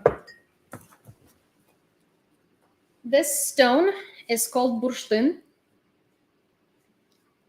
and it's a little painting of Ukrainian landscapes in Carpathians.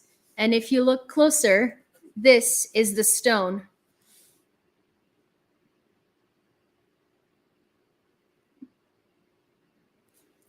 And so is this.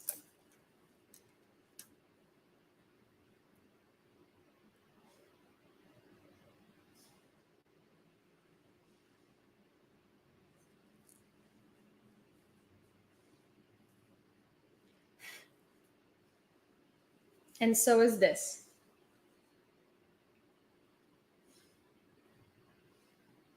So one thing I'd like to say is, Kayla, would you pick one of these for me to send to you? And the other one I will post on Twitter or something, and we can do a just like a raffle for it. So I think that, Kayla, you pick one that you like the most, and that one will be yours. If you even like them, please don't feel pressured. People have different tastes, and trust me, I know that because I have very, very particular tastes in my apartment decor. But these are from Ukraine, and they are made out of Burштyn. So yeah. And my grandfather brought them in 2016. And I've had so many of them, and I think I've had like 10, and I have 3 left, and they've made very sweet presents to, friends. and people.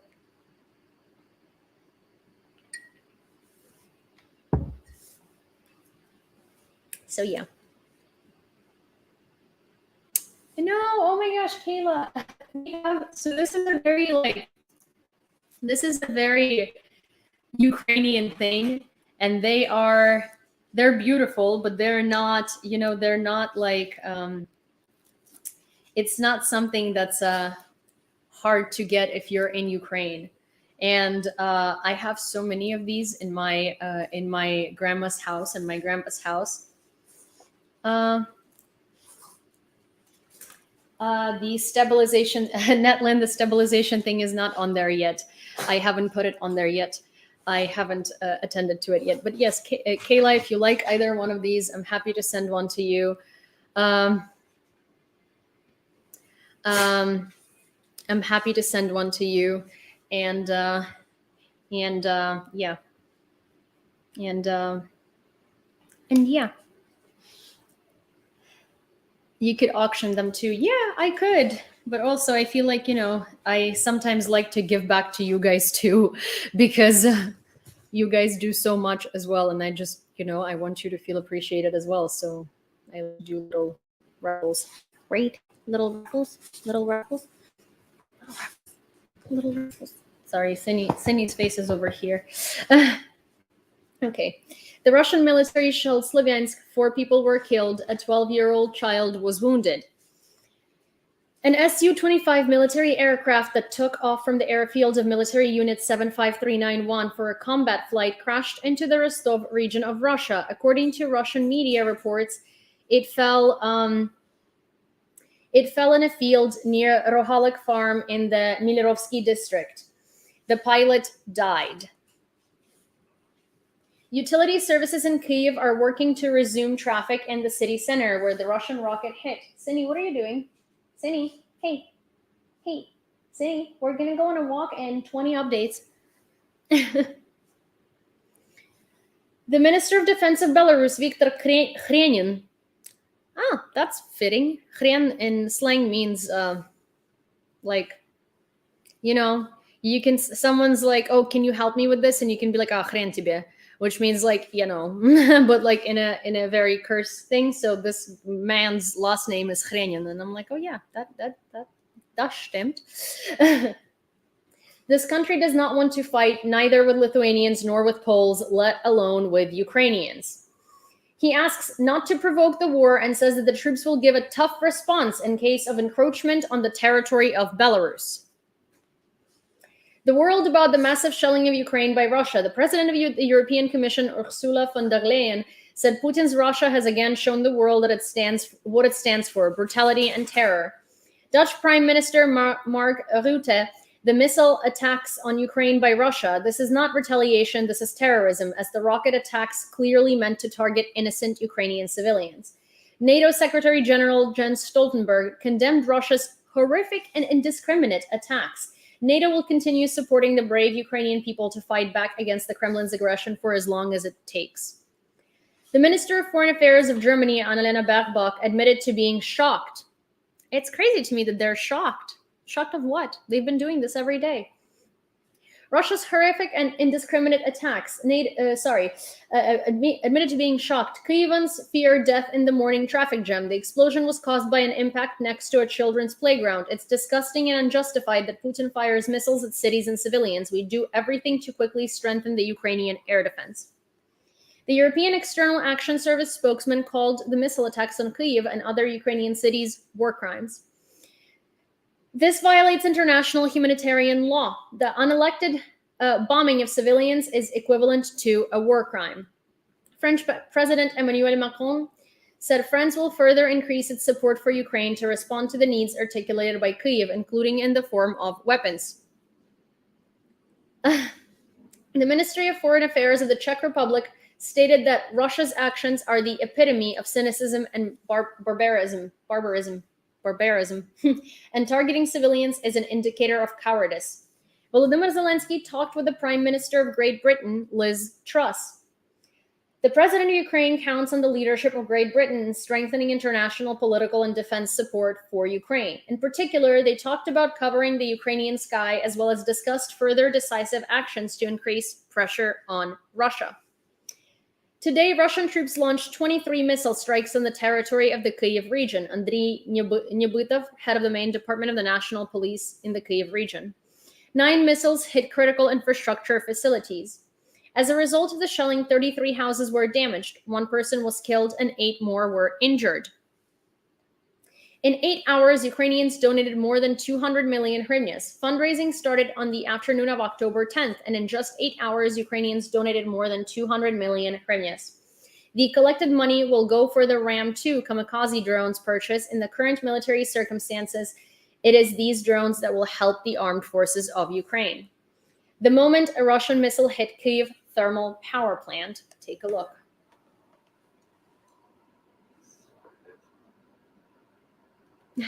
Sure, I can teach you some. Yeah, the thing is, we don't really have curse words in Ukrainian. We borrowed all of the curse words from Russian. Our curse words are like funny. Things like ditko, which means devil. Like, you know, like you will drop something and you're like, ah, devil.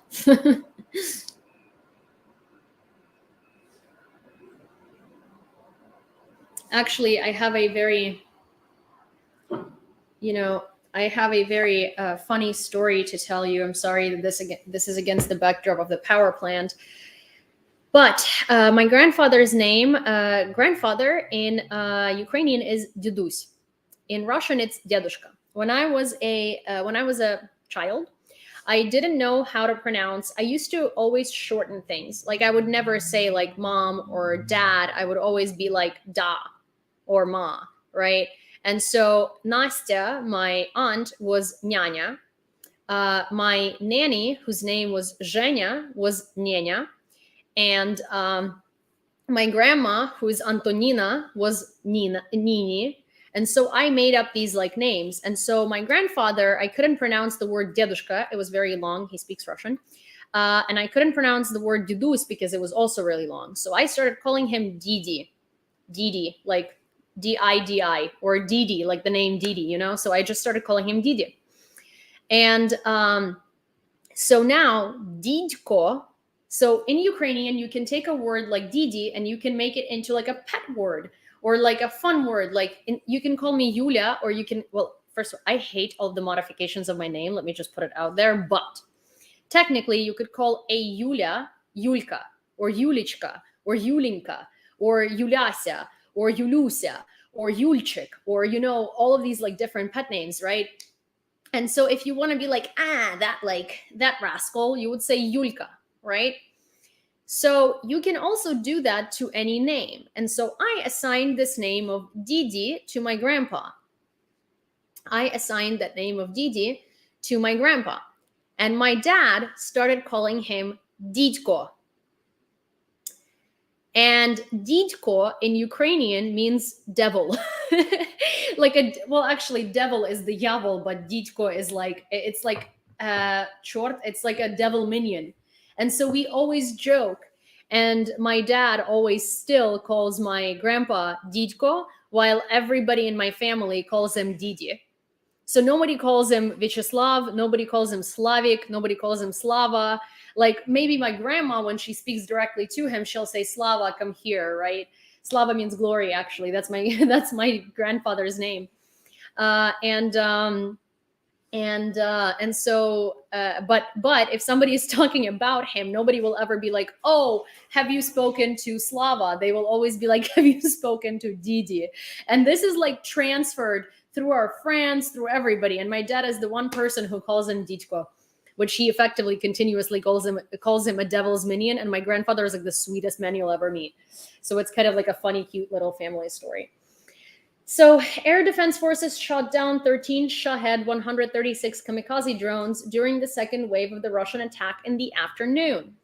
The Security Service of Ukraine put former Russian President Dmitry Medvedev, Minister of Defense of the Russian Federation Sergei Shoigu, and Director of the Federal Security Service Alexander Bortnikov on a wanted list.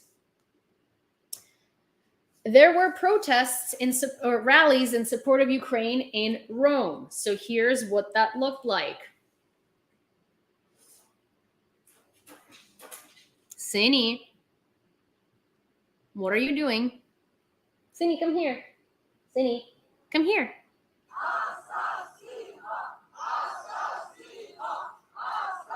Sini, come here.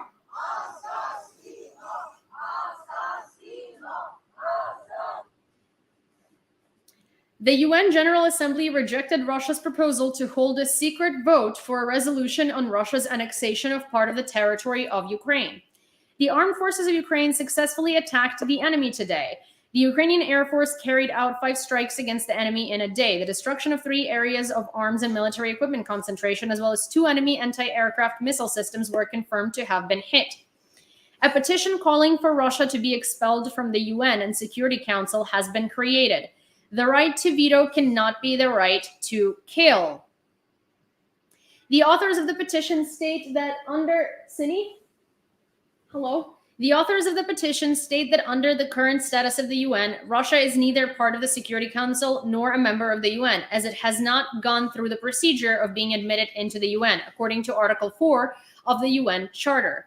We demand that Antonio Guterres and the UN DGACM, Department of General Assembly and Conference Management, exhibit documents certifying the Russian Federation's membership in the UN. If such documents are absent, we demand an end to Russia's fictitious membership in the UN. The authors of the petition demand. In case of termination of its membership, Russia will lose its veto power, with which it blocks many peaceful decisions. They are not going to be able to provide such documents because they just granted Russia the seat after the USSR, but it has never gone through the official procedure. How Ukrainian soldiers sleep. Senia, come here. Hey, come here. And now the end is near. So Sini. Ukrainian aviation in action.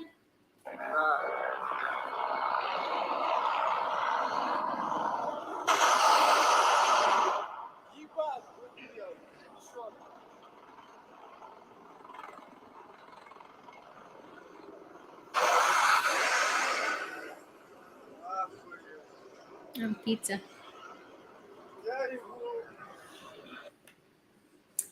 This is a golden tiara encrusted with precious stones. It is about 1,500 years old and is one of the most valuable artifacts from the reign of Attila. Before the full-scale Russian invasion of Ukraine, this diadem was in the Melitopol Museum of Local History. After occupying the city, the Russians stole it along with 1,700 other artifacts. Historians fear that the priceless artifact is lost forever. Sini.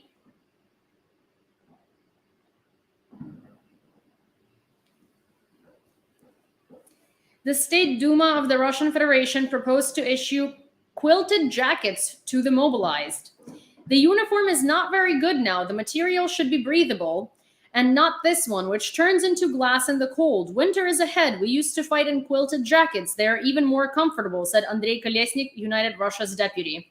Yeah, so they want to give those jackets World War II era to the mobilized because supposedly they're more comfortable than modern uniform.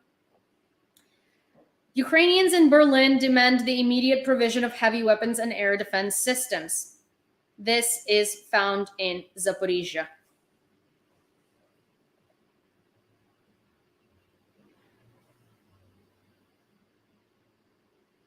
Also, Crazy Cat says that Lukashenko ordered the Belarusian army to join into the war. Yes, he did. Give me 1 second. Sini went into my room, and I'm like scared of what she's doing there. 1 sec. Sini, Sin, where are you? Sini.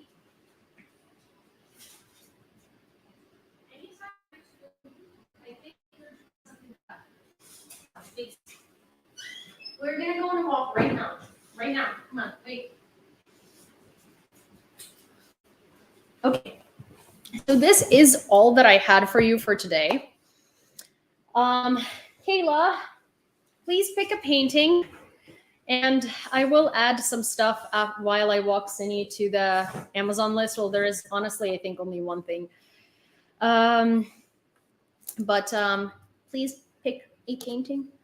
There is this one. There is that one. And then there is the one with the houses. 1 second. Cindy, no, not edible. Not edible. Even though it looks edible to you, everything looks edible to you.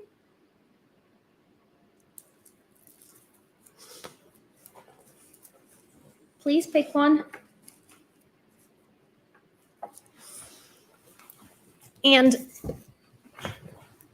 please help me find you on Instagram so we can figure out stuff.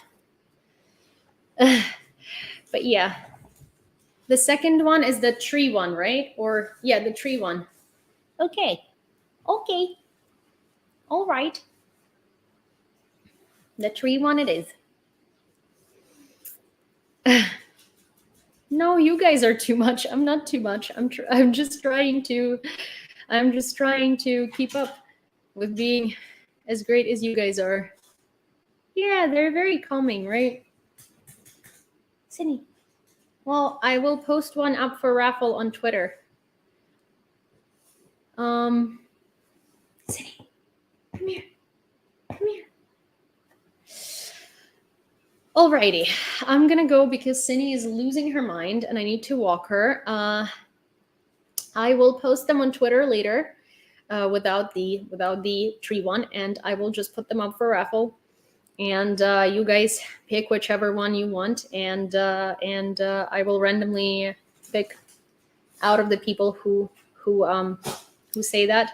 I update the thing on Amazon while I walk Cindy in a couple of minutes, but also please do not feel pressured to go there and check.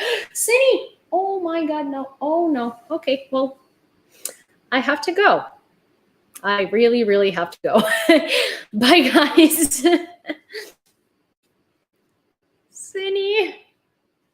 Oh my God. Cindy. Okay. Bye, guys. I will see you later. I now have to clean because Cindy really needed to go. Okay, bye. Oh,